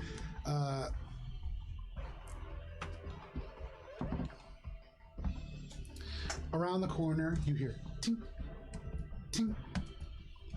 That is Lynn Sunder's turn. For everybody else, nobody can see the other guard who's limping away.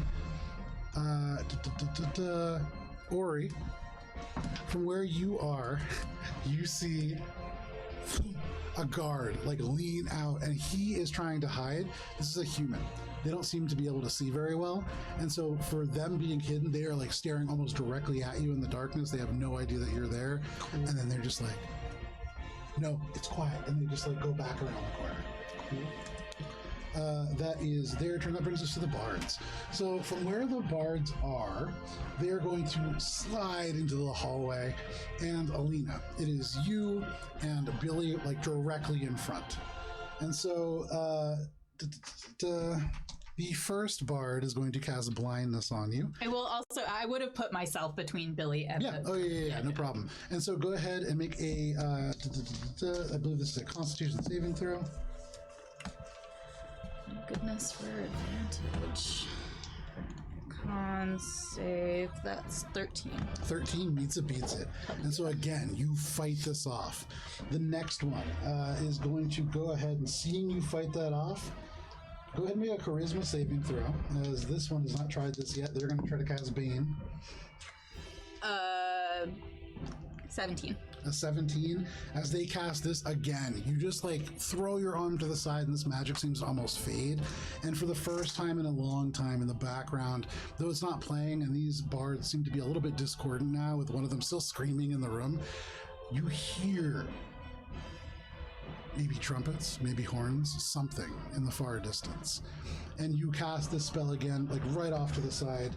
The third bard, almost a little bit out of breath and almost completely out of juice, is going to go ahead. They look you dead in the eyes. And Alina, can you go ahead and make a wisdom saving throw as they say, sit? Is this a magical This is a thing? magical effect. 22. A 22, you hear the horns even louder now, and you feel a thumping in your heart, and this means nothing to you. You are not going to sit. You are meant for the hunt. And so all of this magic just cast straight off to the side. But that is all of the bards. You hear as a bonus action, the one like in the main ballroom whose like leg is broken. It's like, hello, I need help, I'm bleeding, and they're just like freaking out in there. You hear like weakly they're strumming their lute, trying to cast Healing Word, but don't seem to be able to do it. They broke the string for doing Fireball, and so they have no spell slots left. That is all of the bards. That brings us to the top of the round. Minka, go ahead. You are stable? No. Nope. No. This Go ahead and make a death is saving throw. Failure. Okay, 2 successes, 1 failure. No, Two failures. 2 failures. 2 and 2. Oh my Rolling god. burns around you. So that is Minka's turn. That brings us to you, Ori. Ori, from where you are, down in this basement, you see that guard tuck themselves back in. Okay, so he tucked himself like right here-ish. Yes. Okay. I would like to sneak my way up to where he was Okay. and peek around, bonus action, eye for detail. Sure. Find any Make an investigation check. sneaky hidden shit going on there. Make an investigation check. Absolutely.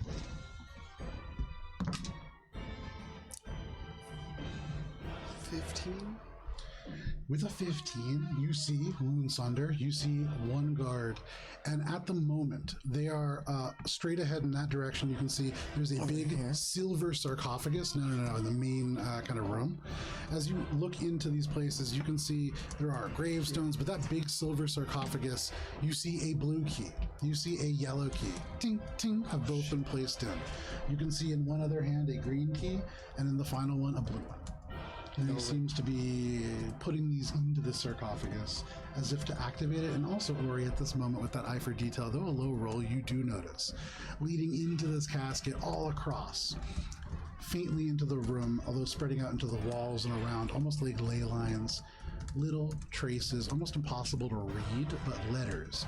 And the metal that they are melted into the floor with seems to be an iron that has a strange bluish hue to it. And that glows with magic from within. That is what you see. None of those things seem to be the anti-magic field or the generator. You have no idea. You used your eye for detail. You That's used your bonus movement. action. Yep. So as an action, would you like to make an Arcana check? Yeah, I guess I would Go for it. Make an Arcana check. Yeah. I don't. Oh, shit. That's a natural one. It's probably a trap. That is your turn, Ori. Alina. You feel this magic just shed to the side of you. These bards look very uncertain all of a sudden. What would you like to do? Okay. So here are the horns, but they're far off. What does this mean for me in the moment, please? It's so hard to tell Okay. because now in this place there's so much happening, but you can hear over the din, almost growing louder, these horns. So cool. I'm going to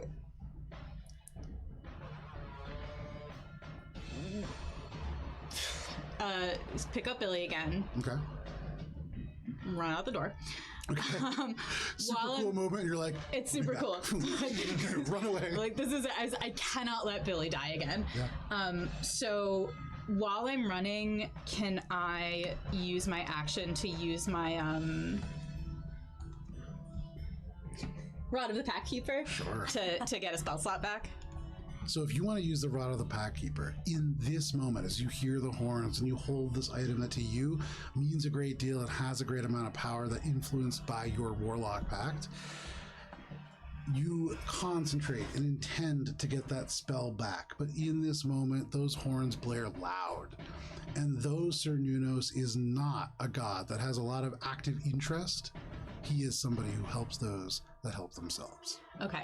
So And you find yourself outside with Billy. Your spell slot, not restored, but you have not used your Rod of the Pack Keeper, and that has not taken an action. okay.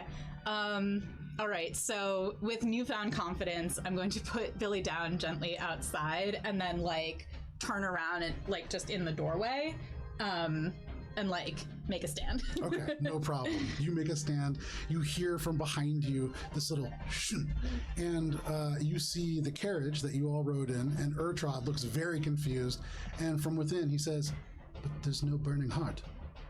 Over my shoulder, I'm gonna go get her out of here and then make my stand. Okay, you hear he shuts the window again and begins to fumble with the door, but we'll get back to that. Alina, that is your turn. That brings us to Cheshire. Cheshire's doing stuff. Billy, go ahead and you're stable. I'm stable. I'm just look at that. hanging out. Sorry. That brings us to Moonsunder. Ori, you hear and you see the keys both inserted, the blue one, the yellow one, the green one, and the red one already in. And he turns those other Is there keys. two? I thought the red one was back in the red room. He has all of the keys at this moment. Got it? There might be more than one copy of these keys, yeah. But as he turns the final one, you can see the ley lines in the floor. They blare even brighter, and the sarcophagus seems to crack in half. And as it opens, you see Moonsunder reaches in and he pulls out this gleaming, glowing gem. You've never seen anything like this. It has a dark nature to it, but at the same time, the lines that form the facets seem to glow with light, almost like it's shedding its iridescence in reverse. But he closes his hand around it, and that light is lost. And You also, at this moment, hear, and all these 4 pillars, you watch as the walls of them fall away. And because it is 10:30 and we do need to take a little step away, this is where we're going to end for the evening. But I will say, fantastic work. You guys took this a totally different direction than I thought you would. We'll be back next week with the conclusion of this battle. Oh, But thanks for joining us for this session of Courts of Everest. but this is good because now all 4 keys are in one place. As soon as he leaves, I can just grab all the keys, and I've got chocolate. She's gonna be so happy with me. Some of us have lost sight of the mission, but others not so much. We find ourselves in a pretty tense situation, but we will be back next week to see how this all plays out. Oh, It there's is- the next one. It is crazy out there, so please stay safe. We'll see you next week. Bye. Bye.